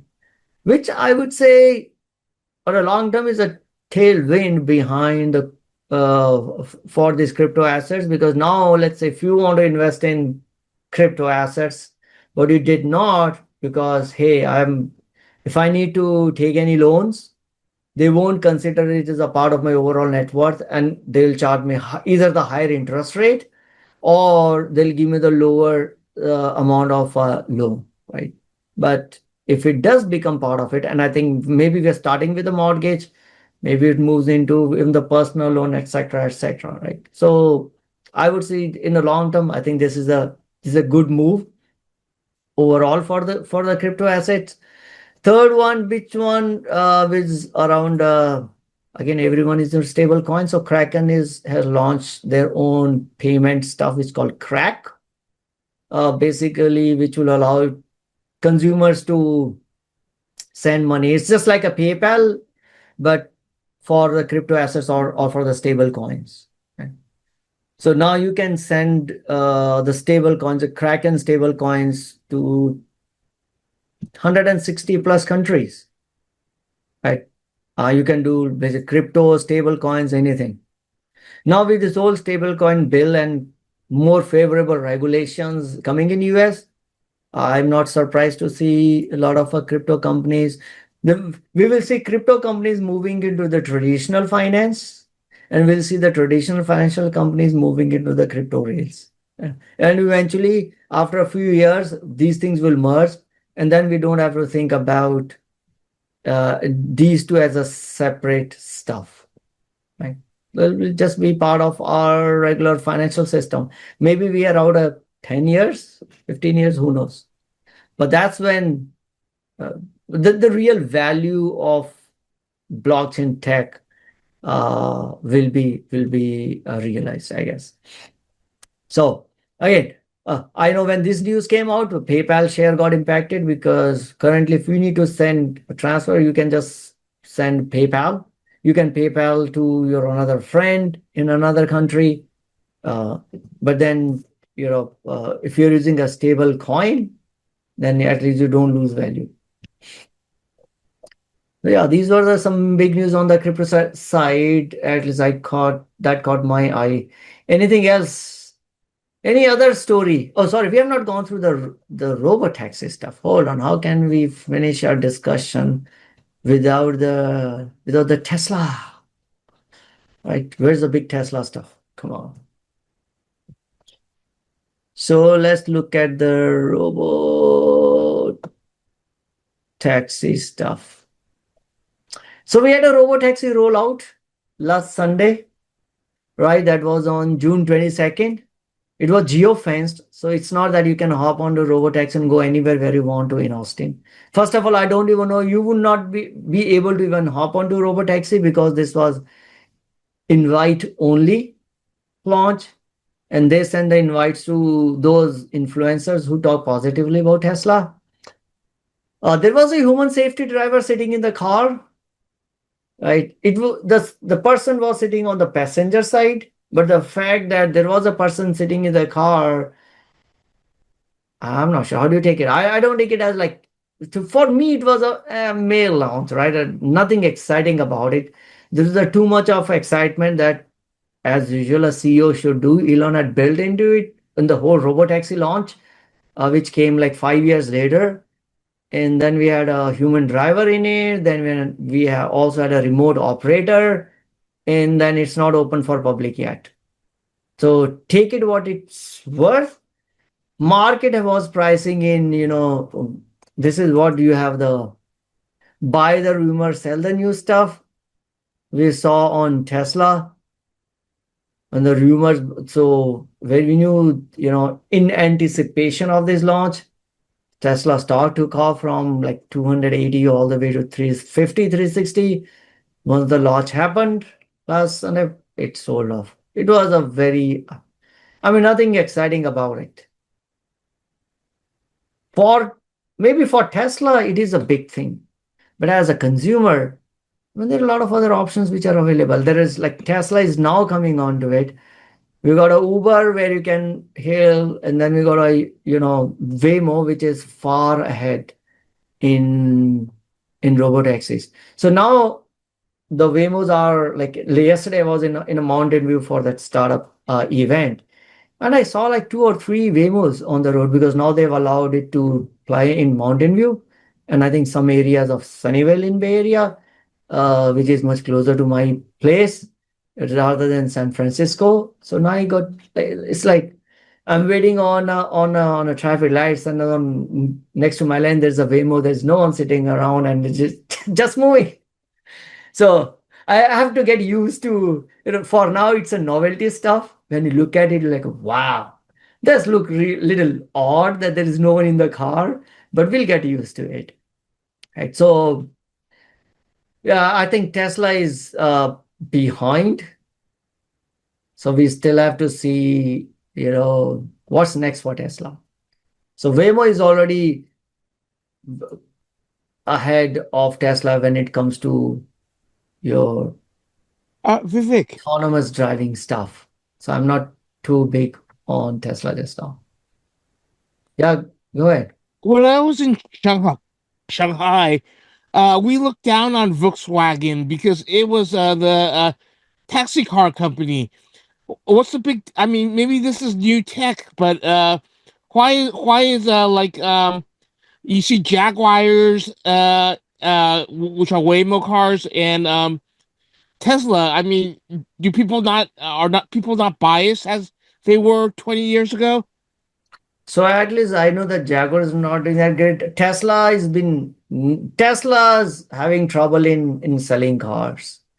If you look at their car sales, it was down. I think I have let's jump into that once because I do have the numbers, right?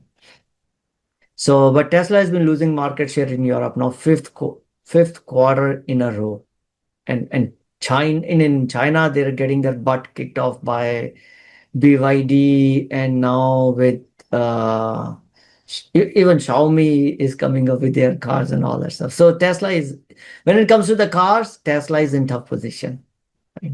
Asif say robotaxi just got learner's permit, full license at 6 months, not bad. But robotaxi has been learning. The question is, robotaxi has been learning for what, 5-6 years. That's the only stuff. So Elon Musk, great visionary. We need someone to deliver the vision, right? But robot actually not that great, so we moved on to new stuff. So 2020, our story around the Tesla was great EV company, best margins because their operating margins were like starting with the 20s and mid-teens, and auto car margins are like single digits, right? 2024, the growth started to slow down, margin coming under pressure. If you really look at the latest quarter margins, we are like 6% margins, which is like any other auto industry. And that too, 6% is because Tesla can get the regulatory credits. If those credits go out in this new reconciliation bill, Tesla is in a very tough spot to make any money on paper, even with all this accounting and like non auto income also, right? I don't know how are they going to sponsor all the stuff. So we'll need a new story to continuously, bring in new investors. So look at the recent ones. Now it's not the most selling EV anymore. It used to be. BYD became the most selling EV. And European sales have declined now 5 quarters in a row, year over year. They kept declining. And they may be on verge of losing these regulatory credits. I don't know what 2020. So we need to have something in 2026 that will keep the Tesla story alive. Maybe we'll come up with something else. Right now, I think that now the story is forget about the cars. It's all about autonomy. It's all about robo-taxis, and it's all about Optimus. Okay? We'll see how that pans out. So robo-taxis have now started to play. We'll see how it competes against the competition. By that time, I'm sure Tesla bulls would have moved to a new story on Tesla. Asi, what's the new one? Spacecraft launch, going to Mars, asteroid mining, something new we need. Anyway, meanwhile, Xiaomi launched a competitor to Model Y. This happened 2 days ago, I guess. And this is a cheaper than Model Y, and there were almost $200,000, 200,000 orders in 3 minutes once they opened it up. So cars are selling. It's just that the Tesla's cars are not. So we'll wait. I think I already talked about. Now it's all about autonomy because Waymo is miles ahead. Zoox is catching up, and Volkswagen is planned to introduce level 4 in LA by 2026. So we need a new story for Tesla stock to continue to perform. Tesla stock has always been about stories, and we need the new story now. Last 2 quarters, they repeatedly said new lower cost vehicle launch in first half of 25. Probably that may get pushed out. In fact, there was a new, I think the first autonomous car delivery from the, I think the Austin factory to the owner happened, and it's all over the social media that the car started, autonomously from the factory and went to the owner's house. And I think the bulls are cheering that one. That's something new that came around. As you say, until that happens, TAM expands, only robotaxi, Optimus excitement for fanboys. Retail will keep the stock floated. Yeah. So based on currently what you're looking, right? I'm okay to own it at $150, $160. Plus add another $100 for AI and Optimus and robotaxis and all that stuff today. 330, 350. I'm not. So yeah, so I'll probably sell a put at 260, etc. And see if that's max I can spend on Tesla right now. Rose says, so SMCI, what do you want to talk about SMCI? Because I mean, long way we looked at SMCI, not a stock that I want to be in, but we haven't touched in the last few weeks. Any specific questions on SMCI? Meanwhile, There was an article. I am not going to go through the whole article, but generally, like we initially talked about 13F, people want to follow, what the big money managers are doing. There are also people who want to follow the insider bias. Insiders, CEOs, CFOs, the big insiders, so-called officers, can sell the stock for many reasons, right? Not that they are bearish on the company; they think the stock will fall down, but they got a life event that they need money for. My wedding is coming up, or I need to buy a house, right? Or we need to go on a vacation, or the CEO kid is going to college and they need cash, so they can sell the stock for that. But generally, the street wisdom, you'll buy it only for one reason, if you think the stock is going to go higher. So a lot of money has been spent in trying to track these insider buys and sells. There is another company, Tweedy Brown. It's a good reputed fund manager. What they did was not only just look at the insider buys, but added some additional criteria on insider buys, right? Minimum amount of insider buy should be X. Then you look at other value, add additional value parameters, other framework to pick up only out of insider buys, filter them out to adhere to those value frameworks, right?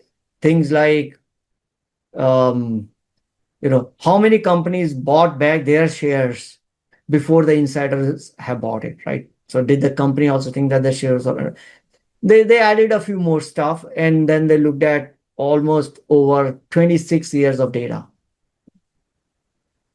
Then they've created an ETF. Again, I've not looked at ETF, called Copy. So if you have a time and if you want to follow insiders, maybe you look at this ETF, but read the methodology of trying to get into understand what's the valuation framework they are using. Obviously, the article won't cover the whole detail, but try to understand what it is. I thought I will bring it up. I've not read it myself, so I never recommend anyone to buy or sell here, but something that you might could look at. Instead of you trying to do all the homework, there is someone who has done the homework and there's an ETF on it. Also go and look into what are the constituents of ETF, right? If you already own those stocks for other reasons, then don't buy the ETF. You're going to get a lot more exposure on the same stock, but something to look at it. What do you think of the sites that follow Congress members' trades? I think there is a Nancy Pelosi related site. If you want to follow them, sure. Right, these are all because I don't think that Nancy Pelosi is picking the great businesses. Or whatever, who is trading on behalf of Nancy Pelosi. So those are the trading signals you might get.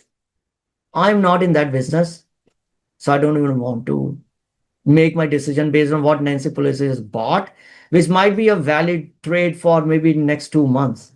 And then you need to know when she sold off so that you can also dump your shares.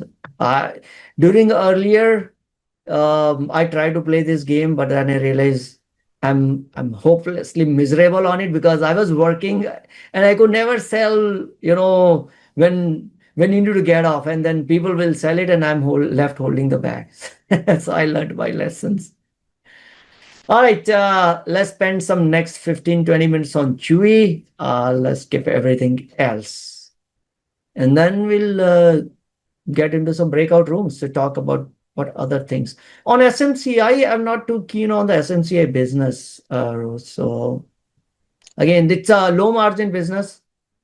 It was disguised as a AI play, but at the end of the day, it was a low margin a business of assembling and creating the racks or the chipsets and the motherboards that these AI companies, hyperscalers would need.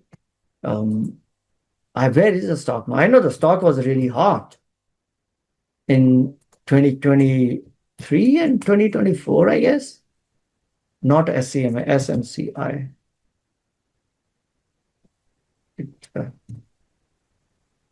Think or sim always pukes. Yes. What's the chart?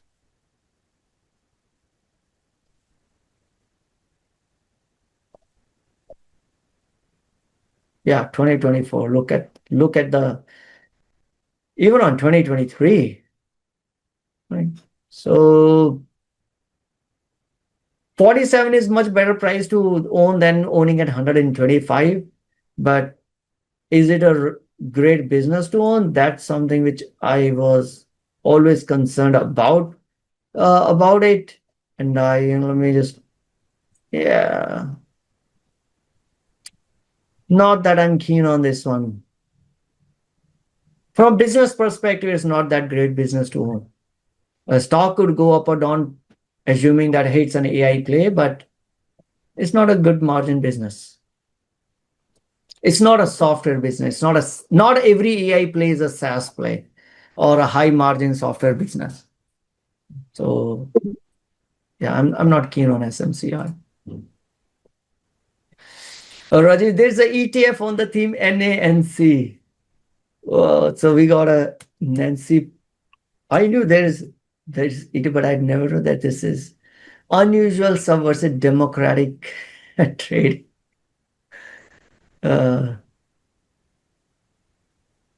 Let's see, NANC. Oh, come on, it's breaking. Yeah, so there you go. We got NANC looking at year to date. Yeah, slightly better than SPY. Like, probably not that great for over a year. But again, you have to determine what you want to invest in. All right, let's move on to Chewy. Let me sip some water. Chewy share owners. Any Chewy shareholders? I owned it previously, but I recently got out of it. Okay, I'll say, or any pet owners? Do you have pet owners in this group? Any pet owners? No. If you are a pet owner, okay, Sridhar said, if you are a pet owner, do you use Chewy? Sridhar, do you use Chewy to get supplies for your pets? Because that's what their business model is for pets already. Okay, so let's talk about Chewy. We'll spend next 10-20 minutes on Chewy. And then we talk random stuff in breakout rooms. I had 2 dogs, but would not use Chewy. That's a strong statement. Morris, let me go through the Chewy thesis and then would love to hear your thoughts on why you would not want to use. All right. Let's talk about Chewy. We're going to go over the overview, business model, products, competitive landscape, financials, KPIs, and all that stuff that goes into making an investment thesis, right? It's an online pet retailer founded by Ryan Cohen, who has now moved on to do a little more interesting things. Once you make your money, once you become billionaire, right? You got a lot of choices. Now he's becoming GME, Bitcoin, and put his fingers in all different pies. Almost $12 billion revenue, 130,000 products, 3,000 brands.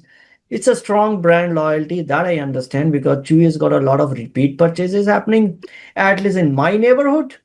When I walk around, if I see any pet related boxes, they are almost always Chewy, right? If there are no boxes, that's okay. That maybe the pet owners just go to the store and buy it. But if I see any boxes around, I know that, oh, that's got a pet. In fact, my neighbor, I only realized that my neighbor has actually got a pet because I saw Chewy box outside. I'm like, what are you doing with the Chewy? I say, we bought a pet. Like, oh, okay, cool. My next door neighbor, they got a dog. So business model is, the core business model is direct to consumers, online for pet products. That's how they started. And we'll get a little more detail when I say products, what all it constitute. Key is their auto-ship recurring program. This is like your Amazon Prime membership, right? In which basically Amazon Prime will ship you the streaming movies, etc. And in this case, they will auto ship you the food items or whatever the pet supplies every month. So you sign up for this auto ship, and you will get a box every month or in a regular frequency. So auto ship is almost $10 billion. 80% of their total revenue is coming from auto ship. Apart from a pet products, they also have a pharmacy, ads, and vet care, which is they tried. These are the new products getting into the pharmacy and veterinary care. I will tell you why they want to get in. Then you can make your own decision. It's the right thing to do or not. A lot of stuff: treats, toys, supplies. I'm not a pet parent, so excuse my ignorance if I say something which, as a pet parent, you get offended. Feel free to correct me. So cleaning, grooming, all other stuff, right? For different pets, you got a dogs, you got a cats, and all that stuff. So got a pet foods. I never realized that the pets have supplements, right? Treats and supplements. You got a supplies, toys, litters, a lot of consumables. And then they got their own private labels also, because private labels have generally higher margin. You need to build a brand loyalty, but once you have a brand loyalty, these are little higher margin products. You have supplies for, I thought it's only dogs and cat, unless for this meeting I had to do a little more research. Like, they got a supplies for birds and the horse and the wildlife, right? And of course the foods and other stuff. On the leadership side, you got, of course, the Ryan Cohen was a charismatic founder. We talked about, who's now doing other exciting things. CEO has been around since 2018, came from Amazon and Dell. What worries me here is on the executive tenure. On an average, CEO has been there for long, but then there has been a lot of a churn at a top level. In a way, you may think it's a good, because CEO doesn't tolerate underperformance, and if you're not performing, he'll change his team.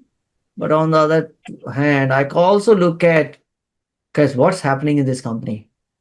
Why there is no consistency at a top level apart from just the CEO?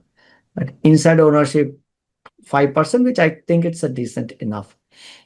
From a competition perspective, they got a strong e-commerce niche presence when it comes to the pet side. But then you got a Amazon, you got a Petco, you got a Walmart. These are all a generic e-commerce suppliers who deals in the human stuff, also the pet stuff, right? And then there's always a competition between, do you want to go on the niche pet retailers? Because there are niche pet retailers also. I'll have a list later. Chewy is not the only one in the game, but they are the biggest one in the game. There's like a Fresh Pet and all this. And then you have a generalist giants for whom the pet related business is just one part of their overall business, right? So the question, and then you have to start thinking in the terms of like what Apple versus Spotify. For Apple, podcast or Apple Music is just another business among the big other businesses that they have.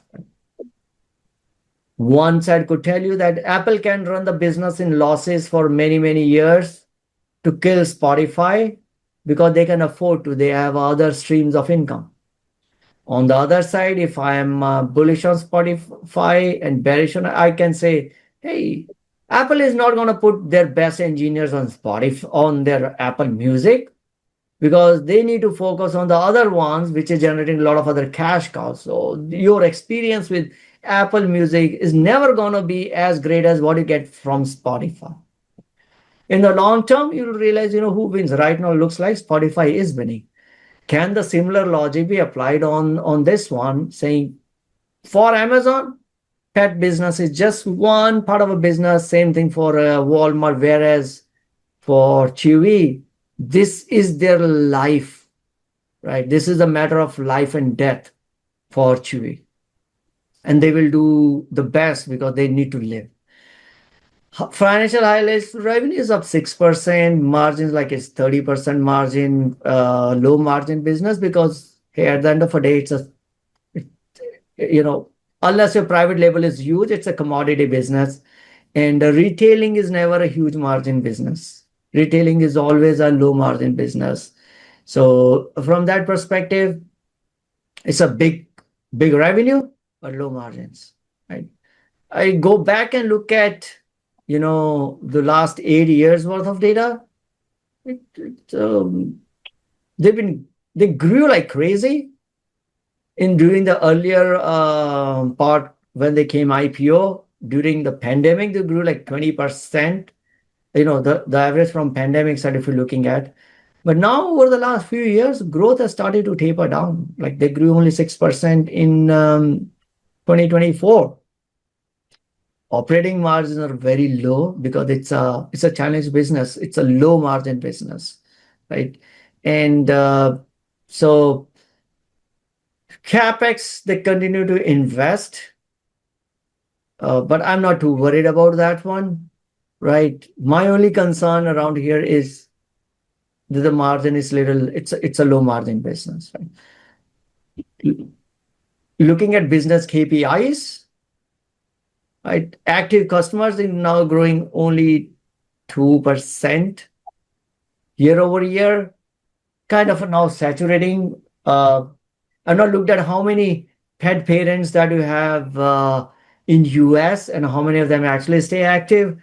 Net sales per active customer again started to taper down, right? And this number we looked at auto ship is almost close to 80%.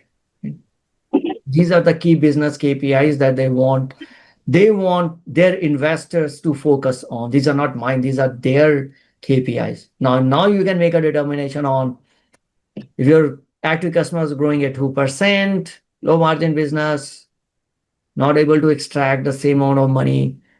Maybe you're able to charge 4% more per active customers. You can run your numbers.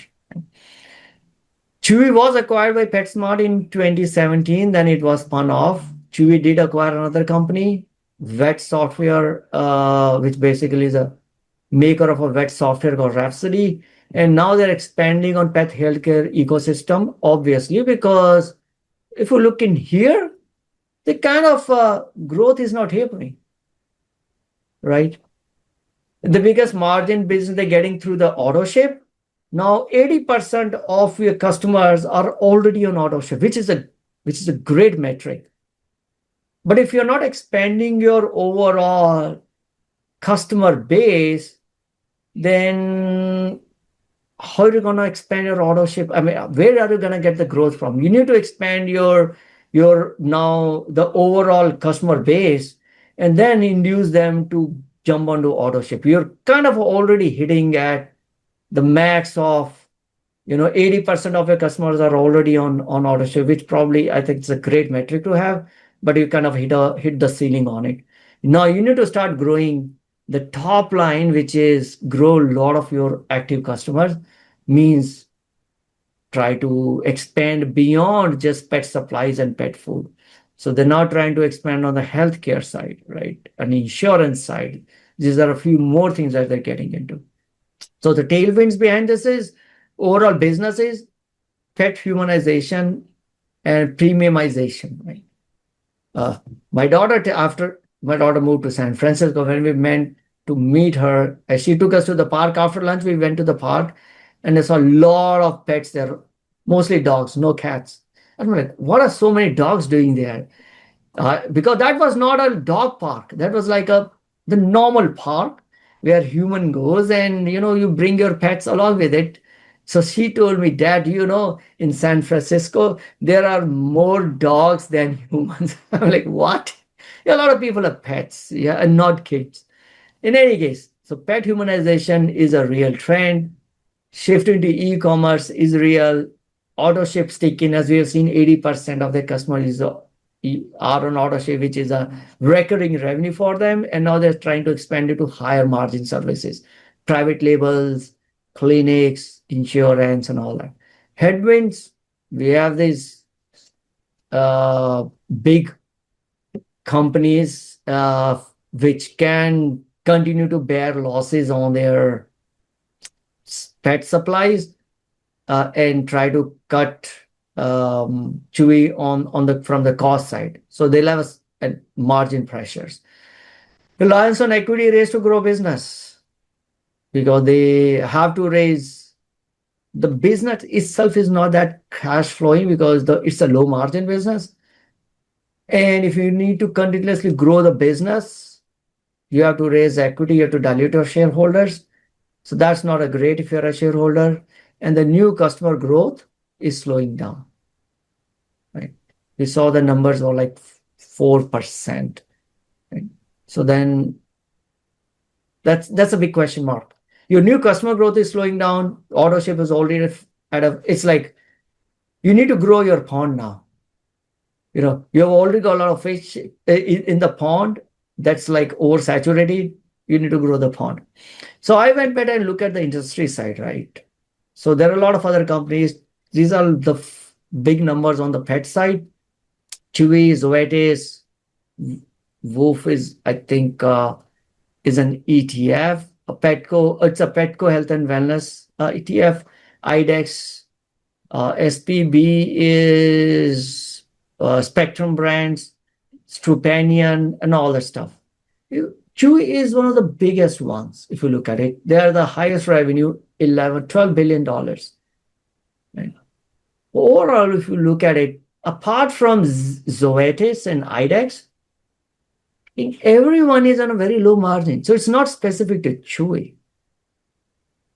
This industry itself is a low margin business. So the only way you make money in low margin business is through volume. How you want to, otherwise there is no way for you to make money, because if you still have your fixed cost and you need to spread out your fixed cost over the large number of customers that you saw. And if you're not getting the volume growth, either you convert the business into a little higher margin business. If you look at all others except Zoetis and IDEX, and Zoetis and IDEX are more into the vet care, right? Pet medicines or pet medical clinics, or maybe insurance. Those are the higher margin business. All others are in the supplies, which are like very low margin business. So that's why they now kind of expanded into clinics and all that stuff, right? So my take is here, the strength is recurring revenue.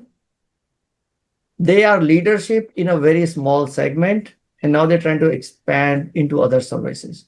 But the downside when you're trying to expand to other services is now if you're trying to own healthcare clinics and all that stuff, it become a high capital intensive business. So now there will be a balance you need to strike in terms of high margin, or should I stay low as a SaaS e-commerce delivery business, or should I get into own a lot of capital assets and become a capital heavy just to try to get into the higher margin business, right? It's a low margin. That's a risk to the low margin business, a tough competition. So you got to watch on that vet care, ads and pharmacy side. These are little higher margin businesses. I want to wait for a higher margin mix before if I get interested in investing in this one, I'm not going to take a position in this at the current where all they're fighting is to basically fewer very small thin margin operations, and they're fighting with the biggest like Amazon, etc. It could become an acquisition target. Like Zappos got acquired by Amazon. Zappos was very niche focused on shoe retailing, footwear retailing, and they did their job in an excellent way. They were very focused on customer service. Chewy is very focused on that one. So if you hear about a Chewy pet, if I've talked to some of the friends who have pets and they get supplies from Chewy, Chewy is really focused on giving a very personalized experience. So they do really good job, but the market is so low. Could they be acquired by one of these big companies? that could be an investment thesis if you want to invest with that investment thesis, right? But otherwise, I would want to see them to expand into a little higher margin business before I give them my dollars. That's all around Chewy. Questions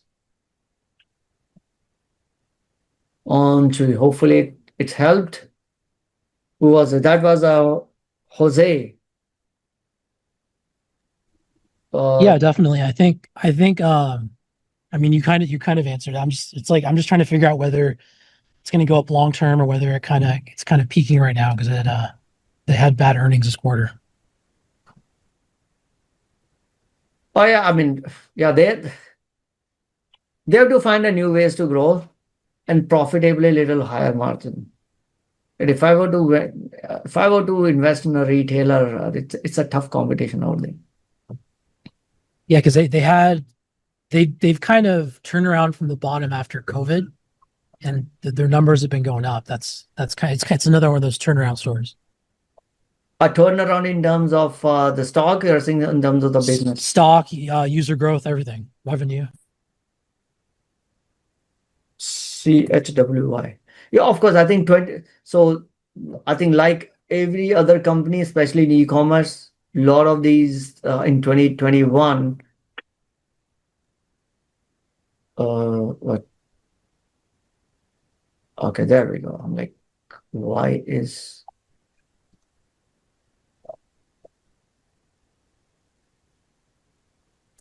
Yeah, in 2021, everyone, even stock as well as the business, said they had an explosive growth. And then a lot of that growth was pulled forward. And then I think from a Chewy, let's look at the Chewy financial side and see of not forecast. Yeah, I mean, they had a huge growth around this. And now tapered back into single digits. They have to find a new sources of revenue growth.